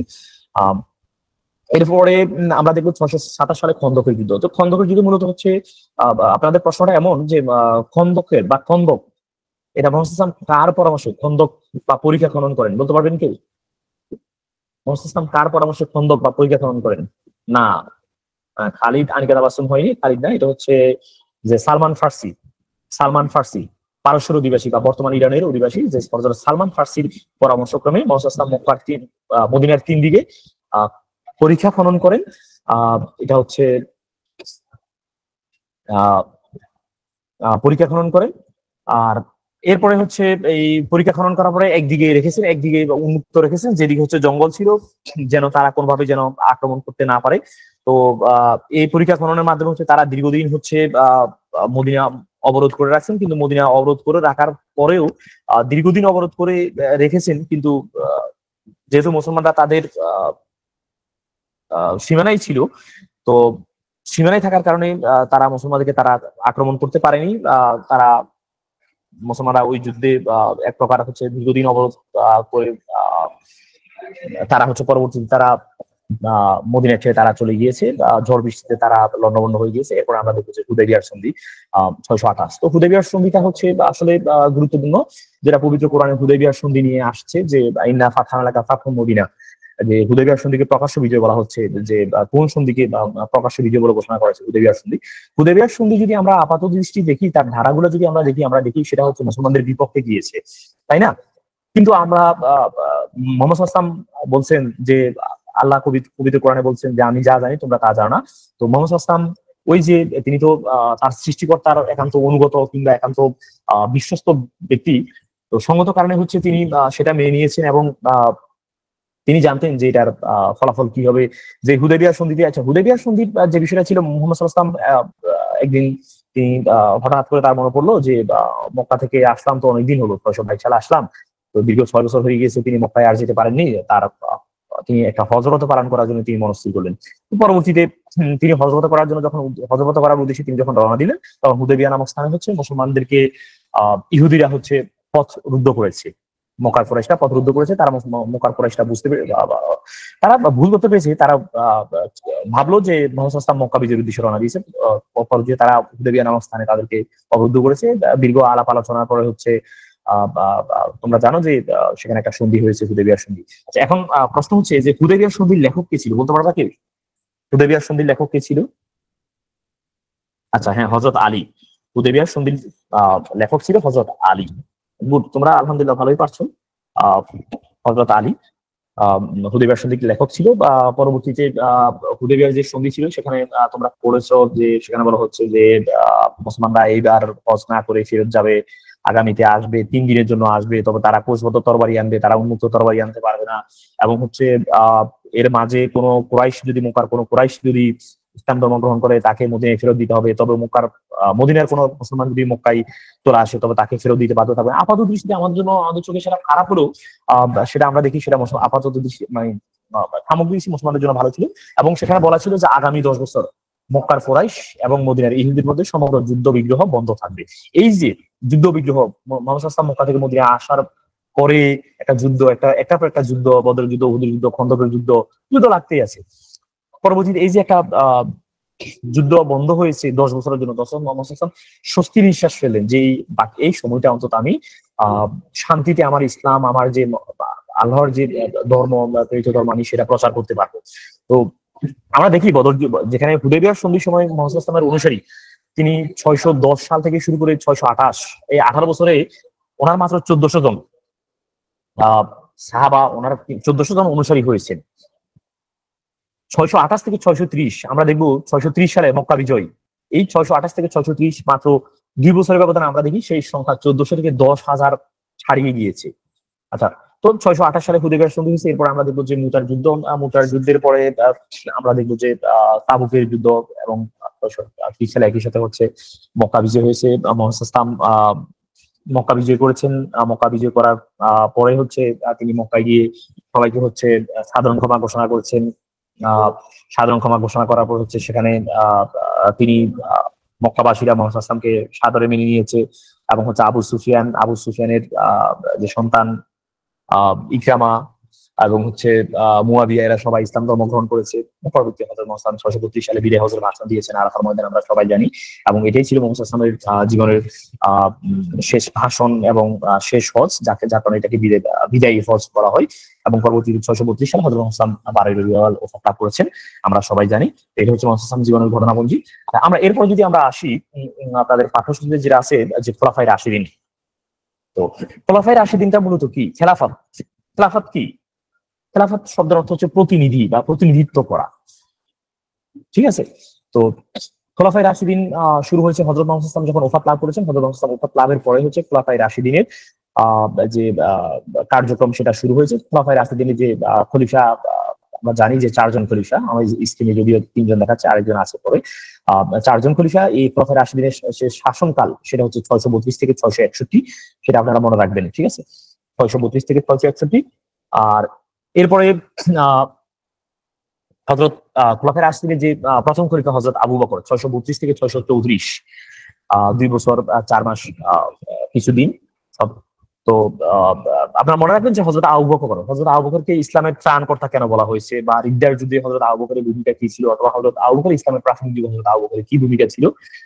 আপনারা একটু রিদ্দার যুদ্ধ বা ধর্মত্যাগীদের রিদ্দার যুদ্ধ বলা হয় কেন, বা স্বধর্মত্যাগীদের বিরুদ্ধে যুদ্ধ এটা কেন বলা হয়, এটা আপনারা একটু বিশেষ করে এটা করে নেবেন। রিদ্দার যুদ্ধটা পড়লেই হচ্ছে ইসলামের ত্রাণকর্তা। কারণ ইসলাম হযরত মুহাম্মদ সাল্লাল্লাহু আলাইহি ওয়াসাল্লাম যখন ওফাত লাভ করেছেন, ওফাত লাভের পরে ইসলামের বিভিন্ন দিকে যারা এতদিন মুহাম্মদ সাল্লাল্লাহু আলাইহি ওয়াসাল্লামের নেতৃত্বের কাছে তারা মাথা নিচু করেছিলেন, তারা ভয় কিছু বলছেন না, তারা মুহাম্মদ সাল্লাল্লাহু আলাইহি ওয়াসাল্লাম ওফাত লাভের পরে হচ্ছে তারা মাথা ছাড়া দিয়ে উঠলেন। তারা নিজেদেরকে নবী দাবি করলেন। একদিকে আমরা মুসাইলামা, একদিকে সাজা, একদিকে তোলাইহা, এই ভণ্ড নবী তারা নবুয়ত দাবি করলেন, এবং তাদের যে অনুসারী তিনি তারা ইসলাম থেকে বের হয়ে গেলেন। এই যে একটা ইসলামের যে একটা দুঃসময়, সেই দুঃসময়ে হযরত আবু বকর ইসলামের শাসন ক্ষমতা গ্রহণ করে তিনি এই ভণ্ড নবী যারা আছে তাদের সকলকে তিনি কি করলেন? দমন করলেন। আপনারা এই যে যুদ্ধটা রিদ্দার যুদ্ধটা একটু ভালো করে পড়ে নিবেন। সেখানে হযরত খালিদ বিন ওয়ালিদের যে ভূমিকা সেটা পড়ে নিবেন, পড়লে হযরত আবু বকর হয়ে যাবে। আচ্ছা, এরপর যদি আমরা আসি হযরত ওমরের শাসনকাল 634 থেকে 644। হযরত ওমরের শাসনকাল 634 থেকে 644, ঠিক আছে? আপনারা এটা দেখবেন যে হযরত ওমর আসলে ইসলামের ইতিহাসে কেন বিখ্যাত। হযরত ওমর ইসলামের ইতিহাসে কেন বিখ্যাত? তো এটা হচ্ছে হযরত ওমর বিখ্যাত হওয়ার কারণ, হযরত ওমর তিনি তার খিলাফত সম্প্রসারণ করেছেন। তিনি কিছু প্রশাসনিক সংস্কার করেছেন। তিনি তার প্রাদেশিক শাসন ব্যবস্থা সেটা হচ্ছে তিনি একটা উন্নত যে আমরা যে বর্তমান যে শাসন ব্যবস্থা দেখি, বলা হচ্ছে যে এই শাসন ব্যবস্থাটা হযরত ওমরের শাসন ব্যবস্থা থেকে গ্রহণ করা হয়েছে। আচ্ছা, তা আমরা যদি দেখি হযরত ওমরের যে খেলাফত সম্প্রসারণ, হযরত ওমরের খেলাফত তার সম্প্রসারণ কিভাবে হয়েছে, আমরা দেখি হযরত ওমর যশোর বা সেতুর যুদ্ধ করেছেন। এখন কি কেউ কি বলতে পারবেন যে যশোর বা সেতুর যুদ্ধ কত সালে হয়েছে? যশোর বা সেতুর যুদ্ধ কত সালে হয়েছে বলতে পারবেন কেউ? অথবা কাদের সাথে হয়েছে? যশোর বা সেতুর যুদ্ধ কাদের সাথে হয়েছে, কত সালে হয়েছে? ওমরের যুদ্ধগুলো তো মনে থাকে না ভাই, মনে থাকতে হবে। মনে না থাকলে বিপদ আছে। কিছু কিছু জিনিস কষ্ট হলেও মনে করতে হবে। আচ্ছা, যশোর বা সেতুর যুদ্ধ আমরা একটু স্মরণ করি, সেটা হচ্ছে 634 সালে হয়েছে। 634 সালে এটা হচ্ছে পারস্যের সেনাবাহিনীর সাথে, পারস্যের সেনাবাহিনীর সাথে আহ মুসলমানদের যে যুদ্ধ হয়েছে। মুসলমানরা আহ মুসলিম সেনাপতি আবু উবাইদা, মুসলিম সেনাপতি আবু উবাইদা এই যুদ্ধের নেতৃত্ব দিয়েছেন। সেই যুদ্ধে মুসলমানরা প্রাথমিকভাবে পরাজয় বরণ করেছে এবং প্রায় 6000-এর অধিক মুসলিম সৈন্যবাহিনী সেই যুদ্ধে শাহাদাত বরণ করেছে। ঠিক আছে, এটা আপনারা মনে রাখবেন। এরপর হচ্ছে কাদেসিয়ার যুদ্ধ, আবার পারস্যের বিরুদ্ধে, পারস্যের বিরুদ্ধে যুদ্ধ হয়েছে। সেই পারস্যের বিরুদ্ধে যুদ্ধে প্রথম দিকে মুসলমানরা, প্রথম যুদ্ধে ওই যে সেতু বা যশোর যুদ্ধে মুসলমানরা পরাজিত হয়েছেন। পরবর্তীতে কাদেসিয়ার যুদ্ধে মুসলমানরা জয়লাভ করেছেন। যেহেতু প্রথম যুদ্ধে মুসলমানরা পরাজয় বরণ করার পরে তাদের ভিতরে যে উদ্যম কিংবা তাদের যে ক্রোধ সেটা আরো বেড়ে গিয়েছে। পরবর্তীতে তারা ওই পারসিকদের বা পারস্য বাহিনীকে বর্তমান যে, আচ্ছা এই যে পারস্য, আমরা যে পারসিক বলছি, এই পারস্যের বর্তমান নাম কি কে বলতে পারবেন? ইরান। গুড, হ্যাঁ, পারস্যের বর্তমান নাম ইরান। তো এরপর হচ্ছে এই পারস্যের বিরুদ্ধে পরবর্তীতে হযরত সাদ বিন আবি ওয়াক্কাস নেতৃত্বে মুসলমানরা আবার যুদ্ধ প্রস্তুতি নিয়েছে এবং তারা যুদ্ধ প্রস্তুতি নিয়ে, এবং আমরা দেখেছি যে পারসিক সেনাপতি মহাবীর রুস্তম, আমরা রুস্তমের ইতিহাস পড়ি, মহাবীর রুস্তম, সেই যে রুস্তম, এই রুস্তমের 1,20,000 সৈন্যের বাহিনীর বিপরীতে আমরা দেখি মুসলিম সেনাবাহিনী অগ্রসর হয়েছে, অগ্রসর হয়ে যুদ্ধ করেছে এবং সেই যুদ্ধ প্রায় 3 দিন স্থায়ী হয়েছে, এবং সেই যুদ্ধ প্রায় 3 দিন স্থায়ী হয়েছে। সেই যুদ্ধে মুসলমানরা জয়লাভ করেছে এবং হচ্ছে মুসলমানরা এই সর্বপ্রথম হচ্ছে পারস্য জয়লাভ করেছে। এরপর হচ্ছে আমরা হচ্ছে মুসলমানদের যে রোমান বা বাইজেন্টাইন সাম্রাজ্য বিজয়, আমরা রোমান সাম্রাজ্য বিজয়টা আমরা দেখে নিব। আচ্ছা, এরপর যদি আমরা দেখি মুসলমানদের গুরুত্বপূর্ণ যে বিজয়টা, সেটা হচ্ছে মিশর বিজয়। মিশর বিজয়, মুসলমানরা কত সালে মিশর বিজয় করেন বলতে পারবেন কেউ? মুসলমানরা মিশর বিজয় করেন কত সালে বলতে পারবেন? মুসলমানরা কত সালে মিশর বিজয় করেন? 641 নয়, সেটা 639 হবে। তবে 641 সালে মূলত আলেকজান্দ্রিয়া দখল করেছে, সেজন্য হচ্ছে মুসলমানদের দখলে আসছে এটা বলা হয়। এরপর হচ্ছে এই মিশর বিজয়ের মাধ্যমে হচ্ছে মুসলিম সাম্রাজ্য আমরা দেখি হচ্ছে এতদিন মুসলমানরা এশিয়ার মধ্যেই সীমাবদ্ধ ছিল। পরবর্তীতে এই মিশর বিজয়ের মাধ্যমে হচ্ছে মুসলমানরা এশিয়ার সীমান্ত ছেড়ে হচ্ছে মুসলমানরা এই সর্বপ্রথম মুসলমানরা আফ্রিকা সীমান্ত চলে গেছেন বা আফ্রিকার একটা দেশ দখল করেছেন। ঠিক আছে, এটা হচ্ছে গুরুত্বপূর্ণ। আচ্ছা, এরপর আমরা যদি হযরত উমরের যে শাসন ব্যবস্থা, আমরা যদি প্রশাসনিক সংস্কার আমরা যদি দেখি, হযরত উমরের যে প্রশাসনিক সংস্কার, সেখানে তার প্রশাসনিক সংস্কারটা মূলত গুরুত্বপূর্ণ হচ্ছে এই কারণে যে তিনি যে ডেমোক্রেটিক যে শাসন ব্যবস্থা প্রণয়ন করেছেন বা মজলিসি শুরা বা পরামর্শ সভা। তো যেটা আমরা বর্তমান শাসনকালে দেখতে পাই যে আমাদের যে আইনসভা, সেখানে আমাদের যে এমপি যারা আছে তাদের পরামর্শে যে সিদ্ধান্ত গ্রহণ করা হয় সেটাই। তো এই যে দেখো, আমরা দেখি যে হযরত উমর তার সময়ে, সেই আজ থেকে কত বছর আগে, তিনি ওই সময়কালীন বিশিষ্ট সাহাবীদের কিংবা এবং মদিনার মসজিদে নববীতে বসে তিনি সকলের সিদ্ধান্ত নিয়ে তিনি সিদ্ধান্ত গ্রহণ করতেন। এখন আমার প্রশ্ন হচ্ছে এই যে মোহাম্মদ সাল্লাল্লাহু আলাইহি ওয়াসাল্লাম যে হযরত উমরের শাসন আমলে যে মজলিসি শুরা, এই মজলিসি শুরা আবার দুই ভাগে বিভক্ত ছিল। এটা বলতে পারবেন কি কি ছিল মজলিসি শুরা যে দুই ভাগে বিভক্ত ছিল? এটা কি কি? মানে প্রশ্ন হতে পারে এমন যে মজলিসি শুরা কয় ভাগে বিভক্ত? আম, খাস। হ্যাঁ, মজলিসে আম, মজলিসে খাস। তো আমরা জানি যে আম খাস কাকে বলে। বলে যে এই তুই তো ওই লোকের খাস লোক। খাস মানে হচ্ছে একদম কাছের যারা, আর আম মানে হচ্ছে বলে না যে আমরা আম জনতা বা ম্যাঙ্গো পিপল, মানে সবাই যেখানে থাকে সেটা হচ্ছে আম জনতা। মানে মদিনার মসজিদে নববীতে বসে এটা প্রতিদিন আসর নামাজের পরে এই সভাটা বসতো। তো সকল মুসল্লি যে সিদ্ধান্ত দিতেন সেটা গ্রহণ করতো উচ্চতর পরিষদ বা মজলিসে খাস। তো সবাই মিলে যে সিদ্ধান্ত গ্রহণ দিত সেটা হচ্ছে মজলিসে আম, আর উচ্চতর পরিষদ বিশিষ্ট সাহাবীদের সমন্বয়ে যেটা ছিল সেটা হচ্ছে মজলিসে খাস। ঠিক আছে, তা আমরা এটা মনে রাখবো যে হযরত ওসমান, হযরত আলী, হযরত তালহা, জুবাইর, হযরত আব্দুর রহমান বিন আউফ, এই সকল বিশিষ্ট সাহাবীরা নিয়ে হচ্ছে মূলত মজলিসে খাস ছিল। আর মজলিসে আম হচ্ছে মদিনার বিশিষ্ট অন্যান্য সকল নাগরিক নিয়ে মজলিসে আম, মজলিসে খাস, এটা মনে রাখবেন। এটা দুই ভাগে বিভক্ত ছিল।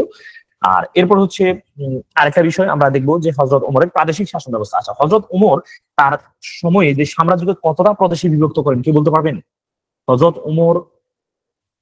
ওমর তার সাম্রাজ্যকে কতটি প্রদেশে বিভক্ত করেন?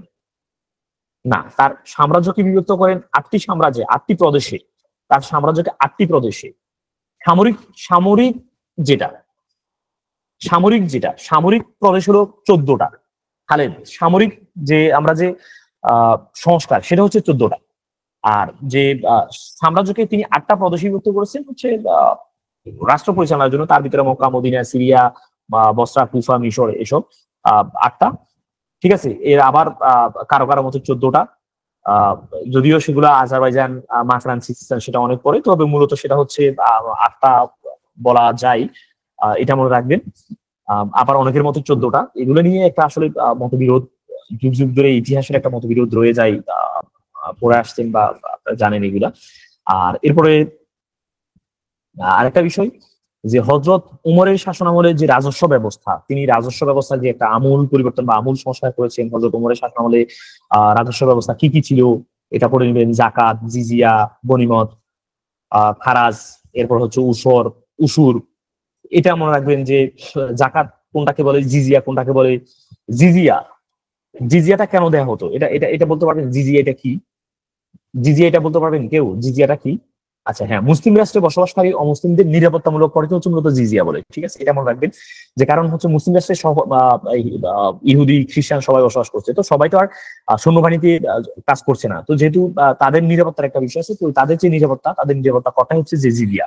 মুসলিম রাষ্ট্রে বসবাসকারী অমুসলিমদের যে নিরাপত্তা কর, সেটা হচ্ছে জিজিয়া। এটা একটু মনে রাখবেন। এরপর হচ্ছে উসর এবং উসুর। ভূমিকরকে উসর বলে, আর যে বাণিজ্য কর সেটাকে উসুর বলে, এটা মনে রাখবেন। ভূমিকর ভূমিকরকে উসুর, ভূমিকরকে উসর, এবং হচ্ছে নিরাপত্তা কর যেটা হচ্ছে সেটা উসুর, এটা মনে রাখবেন।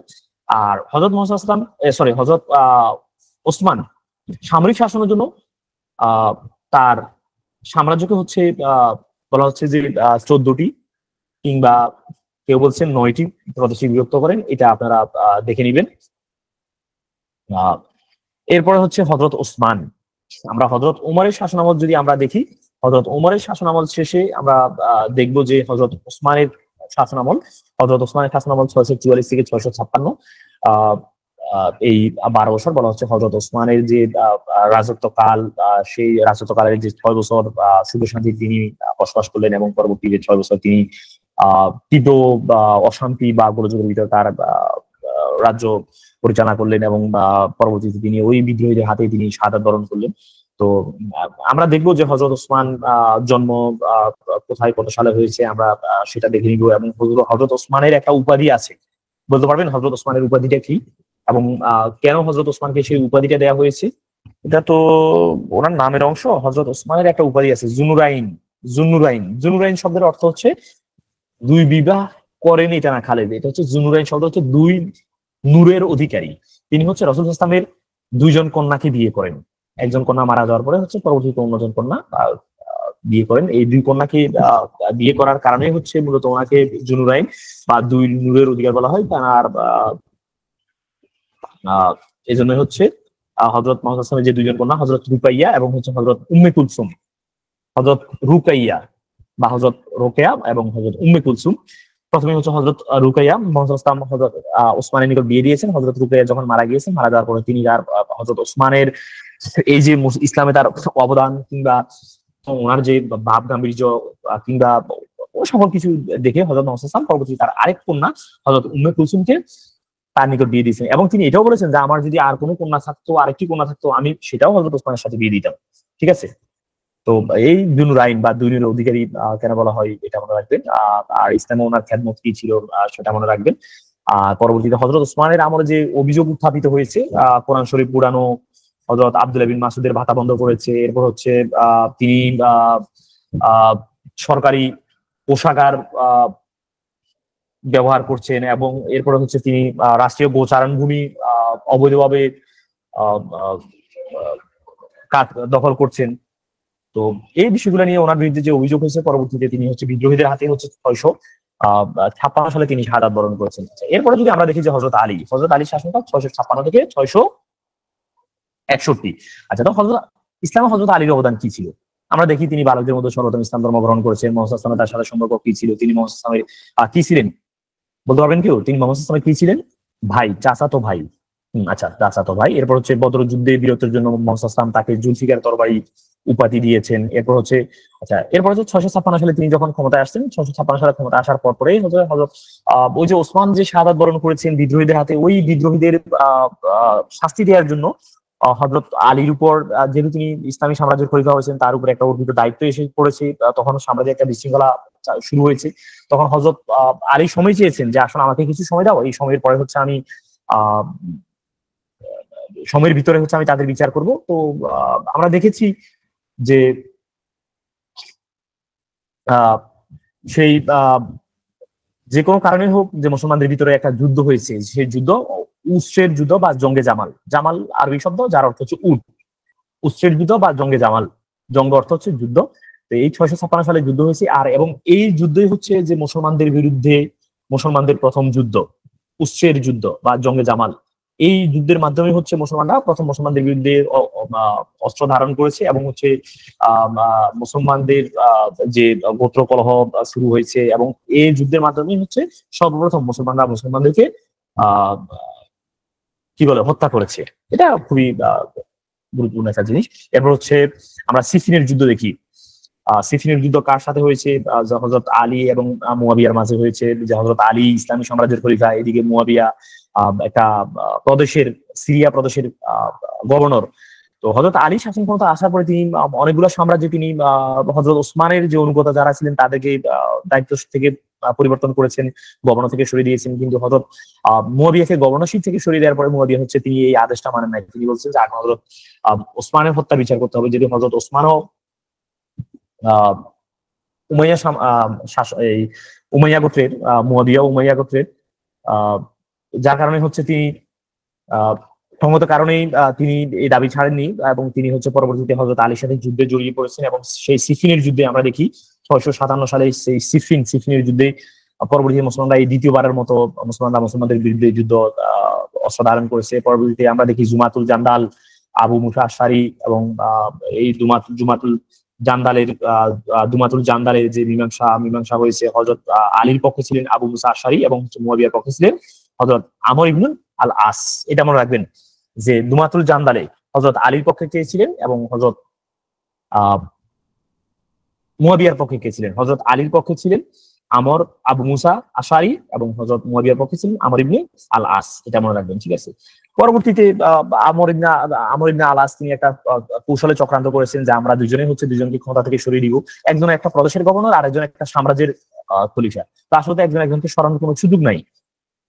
মুয়াবিয়াকে সরানোর সুযোগ আছে, কিন্তু সাম্রাজ্যের খলিফাকে তো সরানোর সুযোগ নেই। কিন্তু হচ্ছে আবু মুসা আশআরী বৃদ্ধ মানুষ এই চক্রান্ত বুঝতে পারেন নাই। পরবর্তীতে আবু মুসা আশআরী যখন বলেন যে আমি হযরত আলীর পদচ্যুত ঘোষণা করলাম, আমর ইবনে আস বলে যে আমি হযরত আলীর পদচ্যুতি ঘোষণা চূড়ান্ত করলাম, গ্রহণ করলাম, এবং তদস্থার আমি হযরত মুয়াবিয়াকে ইসলামী সাম্রাজ্যের খলিফা হিসেবে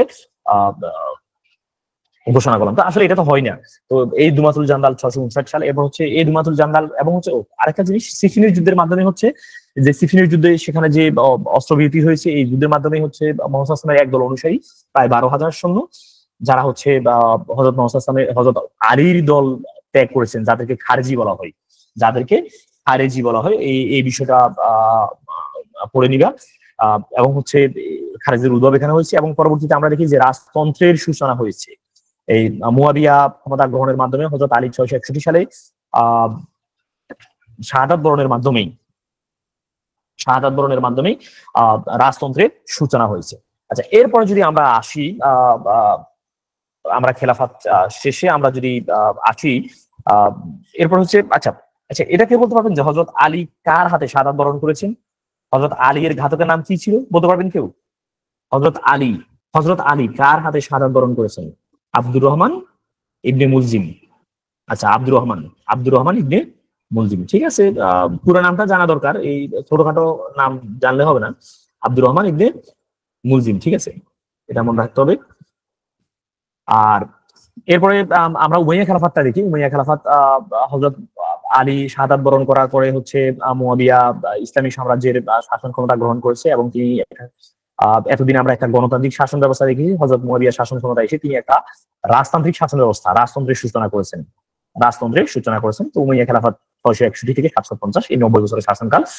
90 বছরের শাসনকালে আমরা দেখি যে হযরত মুয়াবিয়া তিনি যদি বলা হয় যে উমাইয়া সাম্রাজ্যের প্রতিষ্ঠাতাকে, আপনারা সবাই জানেন যে উমাইয়া সাম্রাজ্যের প্রতিষ্ঠাতা হযরত মুয়াবিয়া, যিনি উমাইয়া সাম্রাজ্য প্রতিষ্ঠা করেছেন, রাজতন্ত্রের সূচনা করেছেন, এবং যদি বলা হয় যে সর্বপ্রথম মুসলিম নৌবাহিনীকে প্রতিষ্ঠা করেন তিনি হচ্ছেন হযরত মুয়াবিয়া, এবং ডাক বিভাগ যিনি প্রতিষ্ঠা করেছেন মূলত হযরত ওমরের শাসনামলে যদি ডাক বিভাগ প্রতিষ্ঠা, হযরত মুয়াবিয়ার শাসনামলে সেটা আরো আধুনিকভাবে প্রতিষ্ঠা হয়ে সেটা মূলত প্রতিষ্ঠা লাভ করেছে এই বিষয়টা।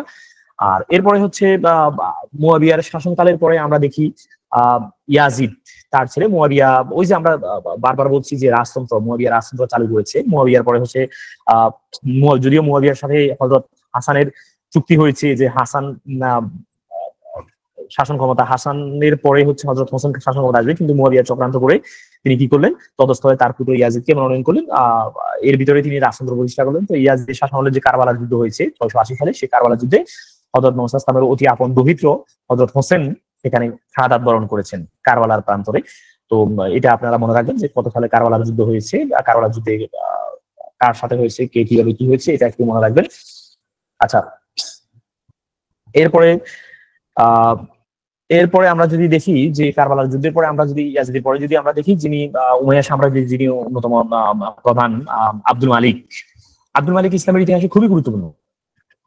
তিনি গুরুত্বপূর্ণ এই কারণে যে তিনি আরব জাতীয়তাবাদী নীতি প্রবর্তন করেছেন। আরব জাতীয়তাবাদী নীতি মানে কি, ওই সময়কালীন মুসলমান হচ্ছে বিভিন্ন প্রদেশে হচ্ছে মুসলমানরা শাসন ক্ষমতা দখল করেছে, দখল করার পর হচ্ছে বিভিন্ন প্রদেশে মুসলমানরা শাসন ক্ষমতার বিভিন্ন স্তরে মুসলমানরা আছে। তো তারা বিভিন্ন এলাকায় তারা বিভিন্ন ভাষায়, যে যে অঞ্চলে তারা সেই ভাষায় কথা বলছে।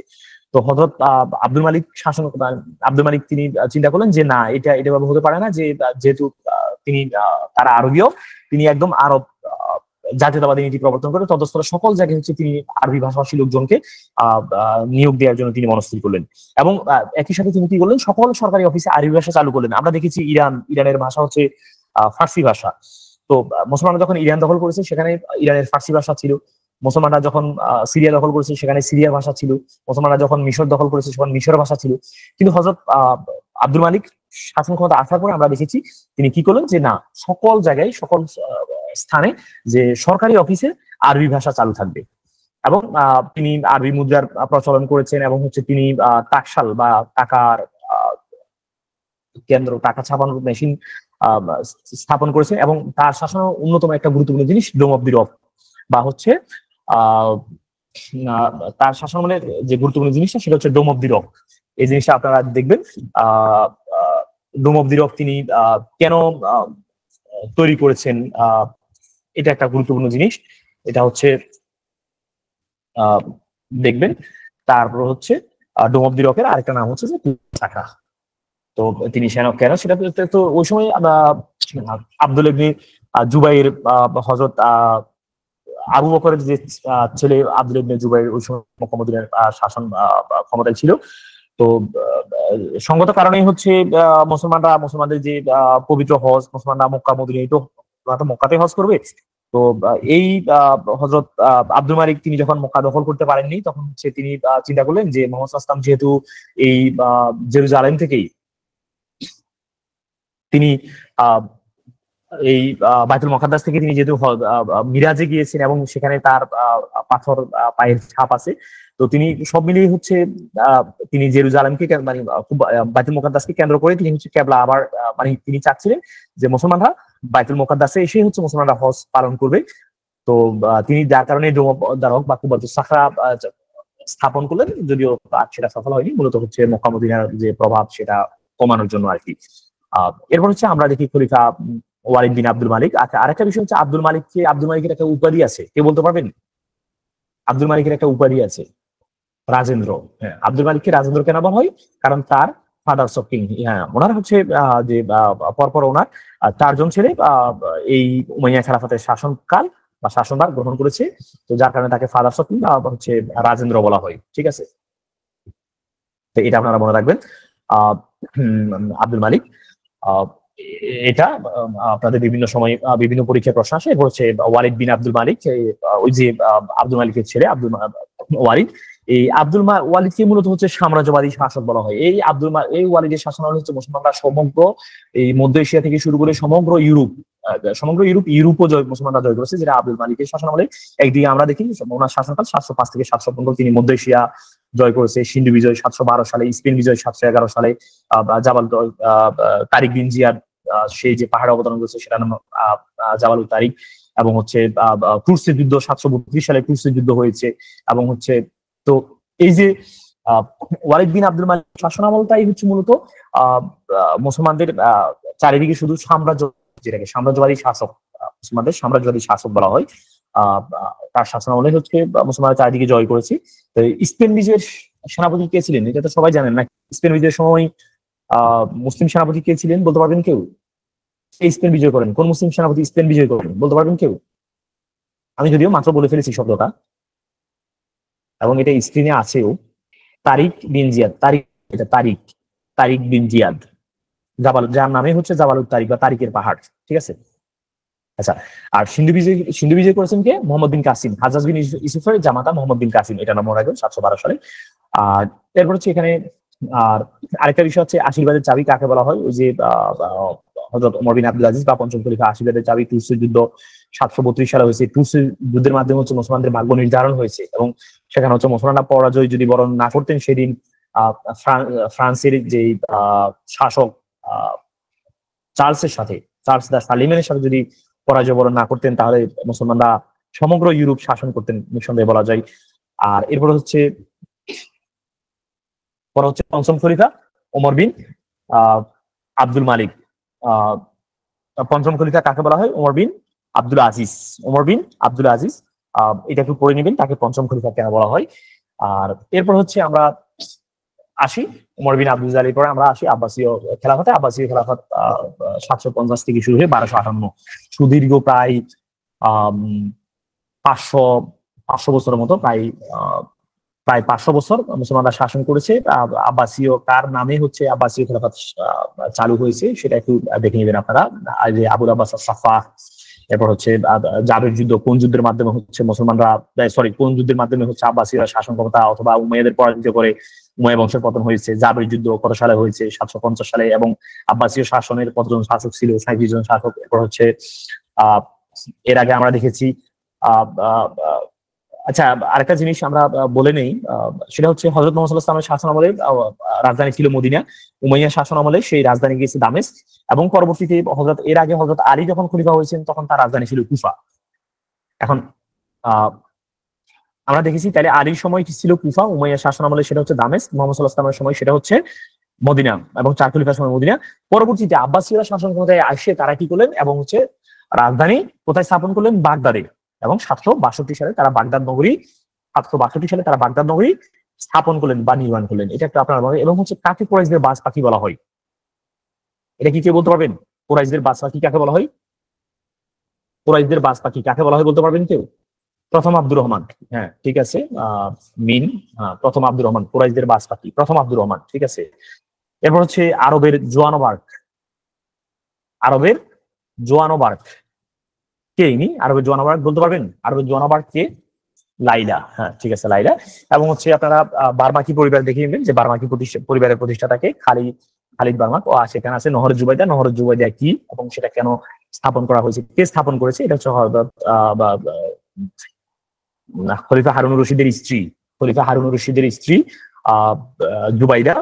ওই যে যারা হজরত পালন করতে আসে তাদের এই দুঃখ দুর্দশা কিংবা তাদের পিপাসা মেটানোর জন্য তিনি হচ্ছে একটা খাল খনন করেছেন, যেটা নহরে জুবাইদা বলা হয়। এরপর হচ্ছে আমরা দেখে নিব আমিন এবং মামুন কারা, তাদের বিরুদ্ধে যে যুদ্ধ হয়েছে, এবং সেখানে আল মামুন জয়লাভ করেছে, এবং আল মামুন বাইতুল হিকমা স্থাপন করেছে 830 সালে। এবং হচ্ছে পরবর্তীতে আমরা দেখি, এর আগে আমরা মান মন্দির বা জ্যোতির্বিদ্যা গণনা কেন্দ্র যেটা, সেটা 829 সালে।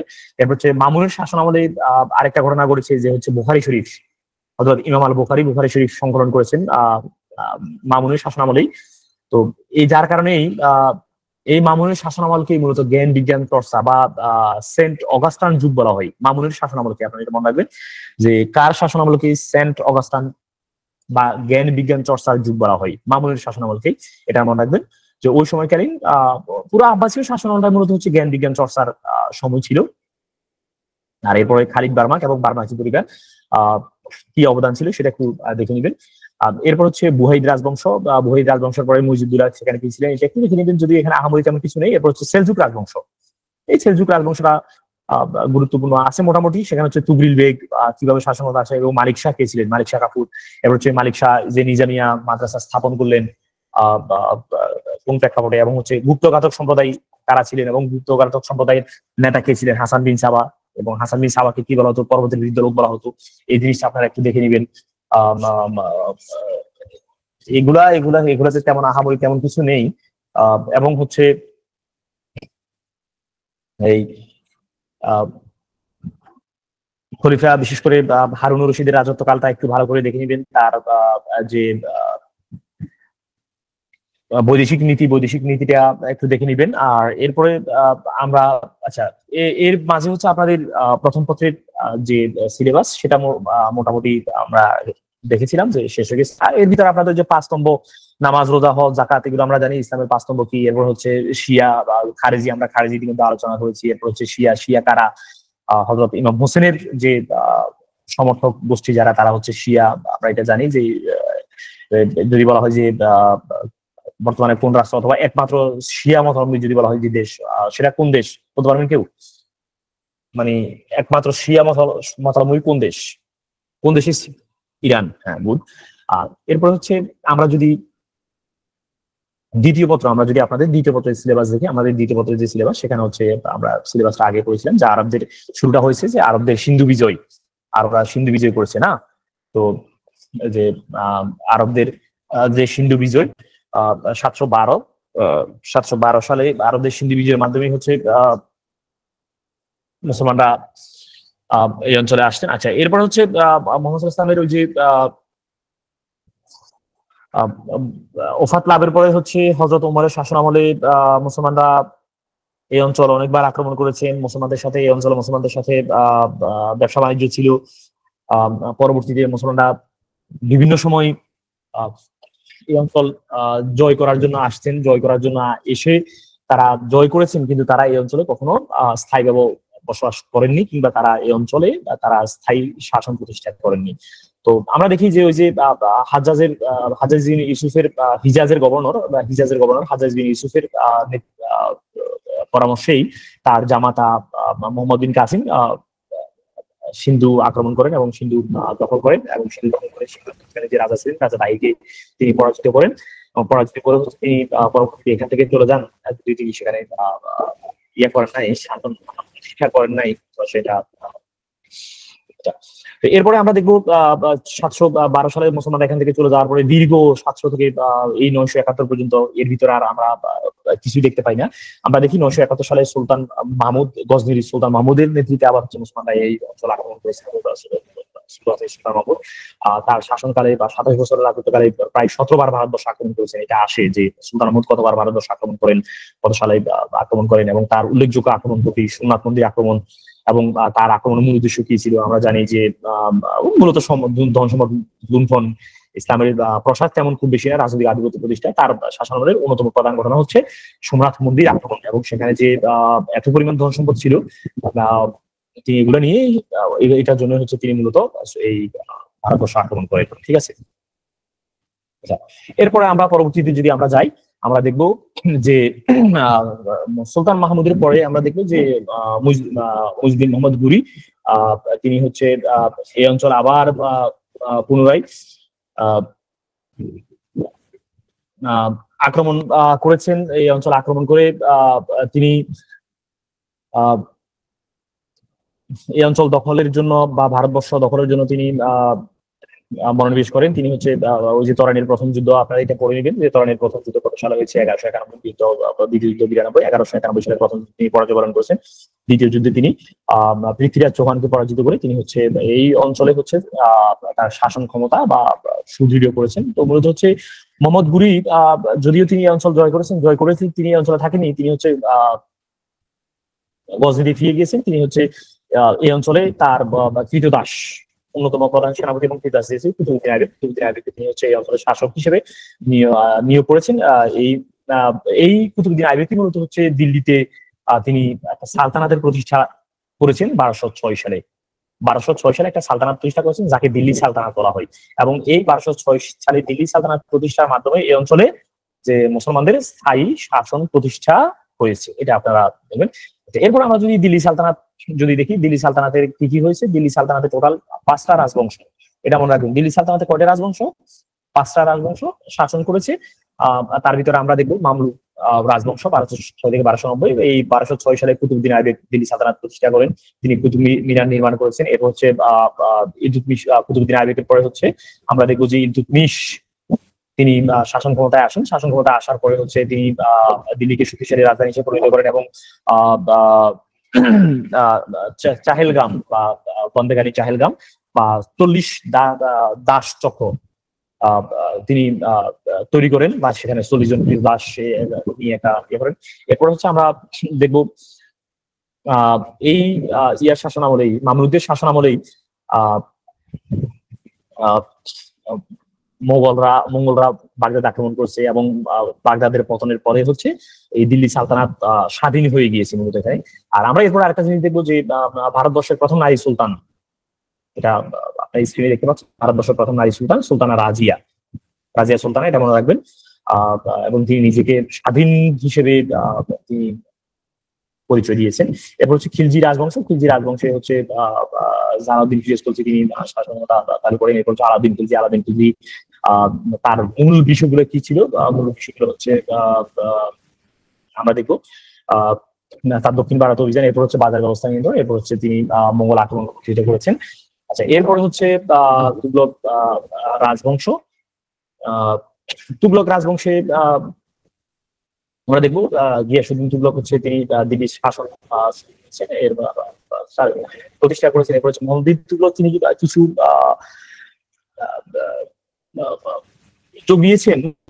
যোগ নিয়ে তিনি সফল হতে পারেননি। তিনি রাজধানী হচ্ছে যে দিল্লিতে স্থানান্তর করেছেন, তিনি তামুজা প্রচলন করেছেন।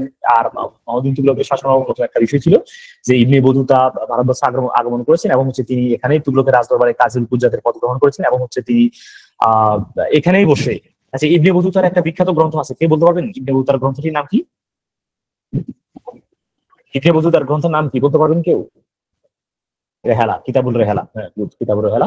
তা আপনারা এটা দেখবেন। এবং ইবনে বতুতা এই বাংলাকে একটা নাম দিয়েছেন, সেটার নাম কি বলতে পারবেন? ইবনে বতুতা এই অঞ্চলের একটা নাম দিয়েছে, বাংলার একটা নাম দিয়েছে, বাংলা যেহেতু আমরা বাংলা কথা বলছি, দোজকপুর পূর্ণ নেয়ামত। হ্যাঁ, আচ্ছা ঠিক আছে, নেয়ামত পূর্ণ দোজক। আচ্ছা, এখানে প্রচুর ধন সম্পত্তি এটা পরিপূর্ণ ছিল।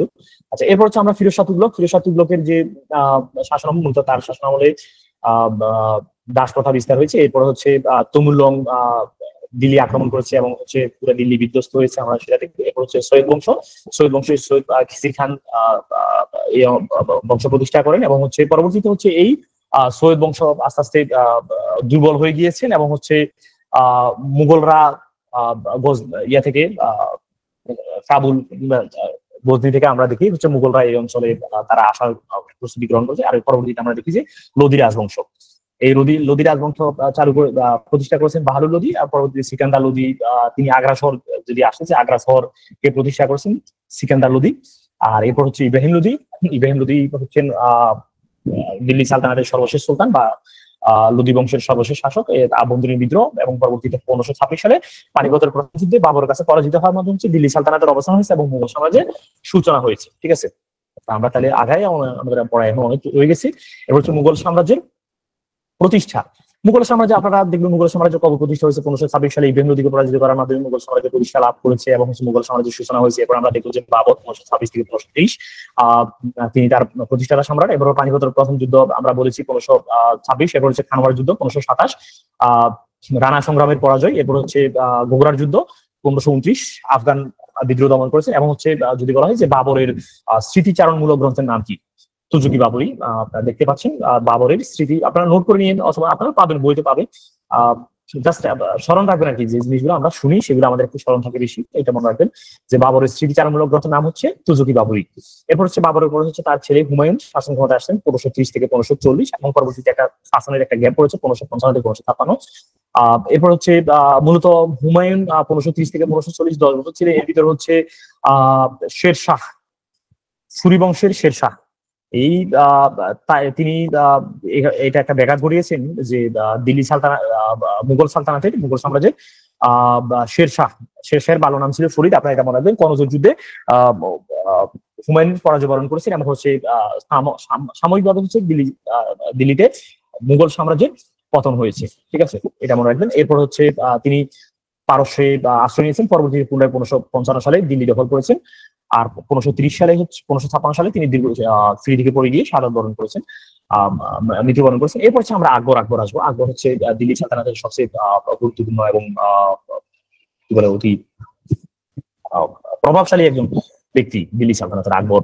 1556 থেকে 1605 তিনি হুমায়ুনের পুত্র এবং সবচেয়ে মুঘল সম্রাট সফিউদ্দিন, এবং হচ্ছে পানিপথের দ্বিতীয় যুদ্ধ 1556 সালে মুঘল এবং পাঠান সৈন্যদের মাধ্যমে যুদ্ধ হয়েছে, এবং পাঠান সেনাপতি হিমুকে পরাজিত করার মাধ্যমে হচ্ছে মূলত তিনি হচ্ছে পুনরায় হচ্ছে দিল্লি সালতানাতের উপর মুঘল সাম্রাজ্য প্রতিষ্ঠা করেছেন, এবং হচ্ছে রাজপুতদের সাথে তিনি সুসম্পর্ক স্থাপন করেছেন। তিনি বিবাহ নীতি করেছেন, তিনি বিবাহ যে আমরা দেখেছি তিনি কয়েকজন হিন্দু শাসকের কন্যাকে বিবাহ করেছেন। এই বিবাহের মাধ্যমে হচ্ছে তিনি কি করেছেন, তিনি তাদের সাথে সুসম্পর্ক স্থাপন করেছেন, এবং যার কারণে হচ্ছে তিনি তার সাম্রাজ্যের যে স্থায়িত্বকাল সেটা আরো অধিক করতে পেরেছেন। এরপর হচ্ছে আমরা যেটা দেখবো যে দ্বীন ইলাহি বা তার ধর্মনীতি বা ধর্মীয় সহিষ্ণুতা নীতি তিনি প্রতিষ্ঠা করেছেন। দ্বীন ইলাহির যে বিষয়গুলো ছিল লা ইলাহা ইল্লাল্লাহ আকবর খালিফাতুল্লাহ, এটা আপনারা পড়ে নেবেন। এরপর হচ্ছে তিনি মনসবদারি ব্যবস্থা প্রবর্তন করেছেন। মনসবদারি ব্যবস্থাটা কি ছিল, কোন প্রেক্ষাপটে তিনি গ্রহণ করেছেন, তিনি আপনারা সেটা পড়ে নেবেন। এরপর হচ্ছে ফতেহপুর সিক্রি নির্মাণ করেছেন, এটা পড়ে নেবেন। এরপর হচ্ছে জাহাঙ্গীরের শাসনামলে হচ্ছে মূলত তার শিল্প চিত্রকলার বিকাশ হয়েছে। আর তুজুকি জাহাঙ্গীরই তার আত্মজীবনী, এটা পড়ে নেবেন। এরপর হচ্ছে জাহাঙ্গীরের জীবনে নূরজাহানের কি প্রভাব ছিল সেটা পড়ে নেবেন। এবং হচ্ছে এই জাহাঙ্গীরের শাসনামলে হচ্ছে ব্রিটিশরা সর্বপ্রথম বাণিজ্যের অনুমতি লাভ করেছেন 1615 সালে, এটা একটু পড়ে নেবেন। আচ্ছা, প্রশ্ন হচ্ছে ইস্ট ইন্ডিয়া কোম্পানি কত সালে প্রতিষ্ঠা লাভ করেছে, কেউ বলতে পারবেন? ইস্ট ইন্ডিয়া কোম্পানি কত সালে প্রতিষ্ঠা লাভ করেছে? 1600 সালে, গুড। আর 1615 সালে তারা এই অঞ্চলে এসে তারা হচ্ছে বাণিজ্য করার অনুমতি পেয়েছে। পরবর্তীতে আমরা যদি দেখি যে আকবরের আরো জাহাঙ্গীরের পরে হচ্ছে শাহজাহান। জাহাঙ্গীরের পুত্র শাহজাহান তার পিতা আওরঙ্গজেবকে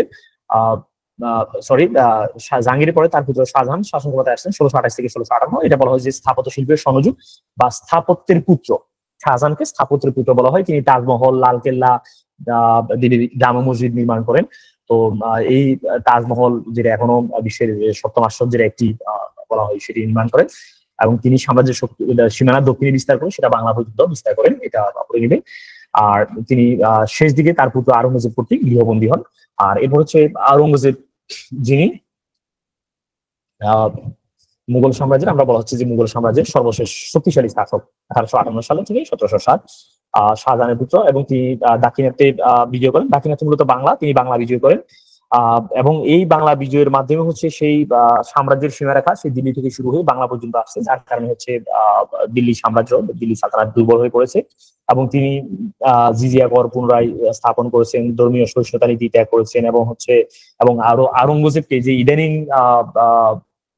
আওরঙ্গজেব নিয়ে ভারতে একটা বিতর্ক শুরু হয়েছে, আপনারা জানেন যে বিতর্কটা হচ্ছে এমন যে আওরঙ্গজেব ছিল কঠোর কি বলে ধর্মপ্রবণ ব্যক্তি, যিনি হচ্ছে মানে ধর্মীয় সহিষ্ণুতা তিনি পছন্দ করেননি, ঠিক আছে। তিনি হচ্ছে হিন্দুদের উপরে প্রচুর নির্যাতন করেছেন, যার কারণে হচ্ছে ভারতের হিন্দুরা বর্তমানে হয়তো কি বলে সম্রাট আওরঙ্গজেব নিয়ে তারা বিতর্ক সৃষ্টি করেছে। এর মাধ্যমে হচ্ছে আওরঙ্গজেবের শাসনামল 1707 সালে আওরঙ্গজেবের মৃত্যুর মাধ্যমে হচ্ছে তার মুঘল সাম্রাজ্য ধীরে ধীরে পতন শুরু হয়েছে। এরপরে ইস্ট ইন্ডিয়া কোম্পানি আমরা যদি দেখি 1757 সালে পলাশির যুদ্ধের মাধ্যমে ইস্ট ইন্ডিয়া কোম্পানি এই উপমহাদেশে তারা তাদের শুরু করেছে। আচ্ছা, এর আগে আমরা দেখি 1600 সালে ইংল্যান্ডের রানী প্রথম এলিজাবেথ ইস্ট ইন্ডিয়া কোম্পানি প্রতিষ্ঠা হয়েছে, এবং তিনি ইস্ট ইন্ডিয়া কোম্পানিকে বাণিজ্য করার অনুমতি দিয়েছেন। এরা প্রথমে হচ্ছে এই যে মশলা, সিল্ক, তুলা ইত্যাদি বাণিজ্য করেছেন। পরবর্তীতে 1757 সালে এর আগে হচ্ছে 1600 আমরা বলেছি 1615 সালে তারা এই অঞ্চলে বাণিজ্য করার জন্য অনুমতি প্রাপ্ত হয়েছে।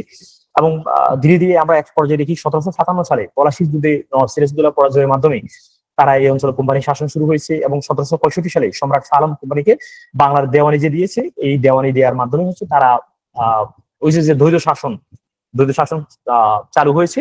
আর এর মাধ্যমে হচ্ছে মূলত তাদের যে শাসনটা এই অঞ্চলে তাদের যে আধিপত্য বিস্তার শুরু হয়েছে, এবং তারা শুধু ব্যবসায়ী শ্রেণী থেকে তারা হচ্ছে একটা শাসকে পরিণত হয়েছে। আচ্ছা, এরপরে পলাশী যুদ্ধ কি হয়েছে? নবাব সিরাজউদ্দৌলা ইস্ট ইন্ডিয়া কোম্পানির সাথে যুদ্ধ হয়েছে। রবার্ট ক্লাইভ, ইস্ট ইন্ডিয়া কোম্পানির পক্ষে রবার্ট ক্লাইভ ছিল, নবাব সিরাজউদ্দৌলার পক্ষে মীর জাফর ছিল, যিনি মীর জাফরই করেছেন। আমরা একজন ব্যক্তির নাম এখন পুরো একটা ইতিহাস হয়ে গিয়েছেন। এরপর হচ্ছে নবাব সিরাজউদ্দৌলা পরাজয়ের মাধ্যমে হচ্ছে বাংলা ইংরেজ শাসনের সূচনা হয়েছে। আর মীর জাফর একজন নামমাত্র শাসক ছিলেন, যেটা আপনারা জানেন। আর এরপর হচ্ছে 1764 সালে যে বক্সারের যুদ্ধ, আপনাদের সিলেবাসে যেটা আছে বক্সারের যুদ্ধ হয়েছে। এই বক্সারের যুদ্ধ এর মাধ্যমে হচ্ছে ইস্ট ইন্ডিয়া কোম্পানি এবং মীর কাসিমের যে যুদ্ধ হয়েছে, এবং সাথে সুজাউদ্দৌলা এবং শাহ আলম মুঘল সম্রাট এই সম্মিলিত বাহিনীর সাথে ইংরেজদের সাথে যুদ্ধ হয়েছে, এবং সেই যুদ্ধে সম্মিলিত বাহিনী পরাজয় বরণ করেছে। আর এর মাধ্যমে হচ্ছে মূলত এই অঞ্চলে ব্রিটিশ আধিপত্য পূর্ণাঙ্গভাবে স্থাপিত হয়েছে। এরপর আপনারা সিপাহী বিপ্লব কি হয়েছে? ইস্ট ইন্ডিয়া কোম্পানির বিরুদ্ধে প্রথম স্বাধীনতা যুদ্ধ। কারণ কি ছিল? ওই যে সৈন্যদের কাটতে যে গরু শুকরের ছবি দিয়েছে, এটা একটা কথা তুলেছে। পরবর্তীতে মুসলমানরা এটার বিরুদ্ধে প্রতিবাদ করেছে, যেহেতু মুসলমানরা শুকরের সাথে হারাম একটা জিনিস আছে, এবং হচ্ছে গরু হিন্দুদের সাথে একটা হারামের সম্পর্কিত আছে। তারা ধর্মীয় অনুভূতিতে আঘাত, এই বিষয়ে তারা প্রতিবাদ করেছে। পরবর্তীতে অর্থনৈতিক শোষণ, বহিরাজ্য নীতি, বিভিন্ন কারণে হচ্ছে মুসলমানরা প্রতিবাদ করেছে। আর এরপরে যে বিপ্লবটা আমরা দেখি যে দিল্লি, কানপুর, লখনৌ এবং ঝাঁসি এই অঞ্চলে মূলত বিপ্লবটা ছড়িয়ে পড়েছে। পরবর্তী দিল্লিতে বাহাদুর শাহ জাফর, ঝাঁসিতে রানী লক্ষ্মীবাই এবং কানপুরের নানা সাহেব এবং কাছিয়া চোখে তারা আন্দোলনের নেতৃত্ব দিয়েছে। পরবর্তী ইংরেজরা এটা নির্মমভাবে এই অঞ্চল বিদ্রোহ দমন করেছে। আচ্ছা, এরপর হচ্ছে দ্বিতীয় বাহাদুর শাহ জাফরকে 1857 সালে সিপাহী বিদ্রোহের সময় বিদ্রোহীরা জাফর শাহকে সম্রাট হিসেবে ঘোষণা করেছে। বিপ্লব যখন ব্যর্থ হয়েছে, তাকে ইংরেজরা বন্দী করে তার 2 ছেলেকে হত্যা করেছে। এবং পরবর্তীতে এই বাহাদুর শাহ জাফরকে রেঙ্গুন বা বর্তমান মায়ানমারে নির্বাসন দিয়েছে 1858 সালে। পরবর্তীতে তিনি 1862 সালে তিনি সেখানে মারা গিয়েছেন, এবং আনুষ্ঠানিকভাবে যে মুঘল সাম্রাজ্যের পতন হয়েছে, তা আমরা এখানে সারসংক্ষেপ আমরা দেখেছি। আচ্ছা, এরপরে আপনাদের কোনো প্রশ্ন আছে কিনা? যদি কারো কোনো প্রশ্ন থাকে আপনারা শেষ করতে পারেন কাইন্ডলি। আপনাদের কোনো প্রশ্ন আছে কিনা? আপনারা আনমিউট করে প্রশ্ন করতে পারেন। কোনো প্রশ্ন আছে কিনা? আপনারা আর কি আছে আপনারা জানতে চান এমন কিছু? কারো কোনো প্রশ্ন আছে কিনা? যদি কোনো প্রশ্ন থাকে কাইন্ডলি প্রশ্ন করেন, না আমরা শেষ করতে পারি। কিনা? জি হ্যাঁ, আহমেদ শাফি বলেন। আহমেদ শাফি বলেন, কারো কি কোনো প্রশ্ন আছে? কেউ প্রশ্ন থাকলে করতে পারেন, আপনারা প্রশ্ন করেন, আপনারা আনমিউট করে প্রশ্ন করেন প্রয়োজনে। আপনাদের কি কারো কোনো প্রশ্ন আছে? কেউ কি প্রশ্ন করবেন? আচ্ছা, এটুকু পড়লেই হবে কিনা? আচ্ছা হ্যাঁ, আচ্ছা, প্রবলেমটা ইংলিশে হবে কিনা সেটা না, প্রশ্ন ইংলিশে হবে না, এটা এতটুকু নিশ্চিত থাকেন। প্রশ্ন ইংলিশে হওয়ার সম্ভাবনা খুবই নাই, একদমই নাই। কারণ হচ্ছে যেহেতু আমাদের বিশ্ববিদ্যালয়ে আমরা সবটাই আমরা বাংলা ভার্সনে পড়াশোনা করে আসছি, যার কারণে এটা ইংলিশ ভার্সনে হওয়ার সম্ভাবনা একবারে মোটেও নেই। ঠিক আছে, আমরা এতটুকু বলতে পারি। আচ্ছা, একজন লিখছেন রায়হান পারভেজ যে এতটুকু পড়লেই হবে কিনা। আচ্ছা, আমি শুনেন ভাই, আমি তো এই মানে পুরো 2টা বই, প্রথম পত্র আর দ্বিতীয় পত্র, তা আমি 1-1.5 ঘন্টা শেষ করে দিয়েছি। তো এইটা কি এনাফ? এটা নট এনাফ, আপনাকে আরো এনাফ লাগবে। সেটার জন্য আমি বলি বাজারে প্রচুর বই আছে। আপনারা আমি যেটা বলেছিলাম, মূলত আপনারা একাদশের বইগুলো ধরে ফেলেন, একাদশের প্রথম পত্র এবং তৃতীয় পত্র কয়েকটা বই কিনে ফেলেন। অক্ষরপত্র আছে, লেকচার আছে, গ্রন্থগুলি কিংবা দিগদর্শন আছে। আপনারা একটা কাজ করবেন, চ্যাপ্টারের পড়াটা রিডিং করে যান। এরপর হচ্ছে প্রতিটা চ্যাপ্টার শেষে আপনাদের যে এমসিকিউ গুলো আছে, আপনারা এমসিকিউ গুলো পড়ে ফেলেন, এক টানা এমসিকিউ গুলো পড়ে ফেলেন, এক টানা এমসিকিউ গুলো দাগাই ফেলেন, সবগুলো এমসিকিউ পড়ে ফেলেন আপনারা।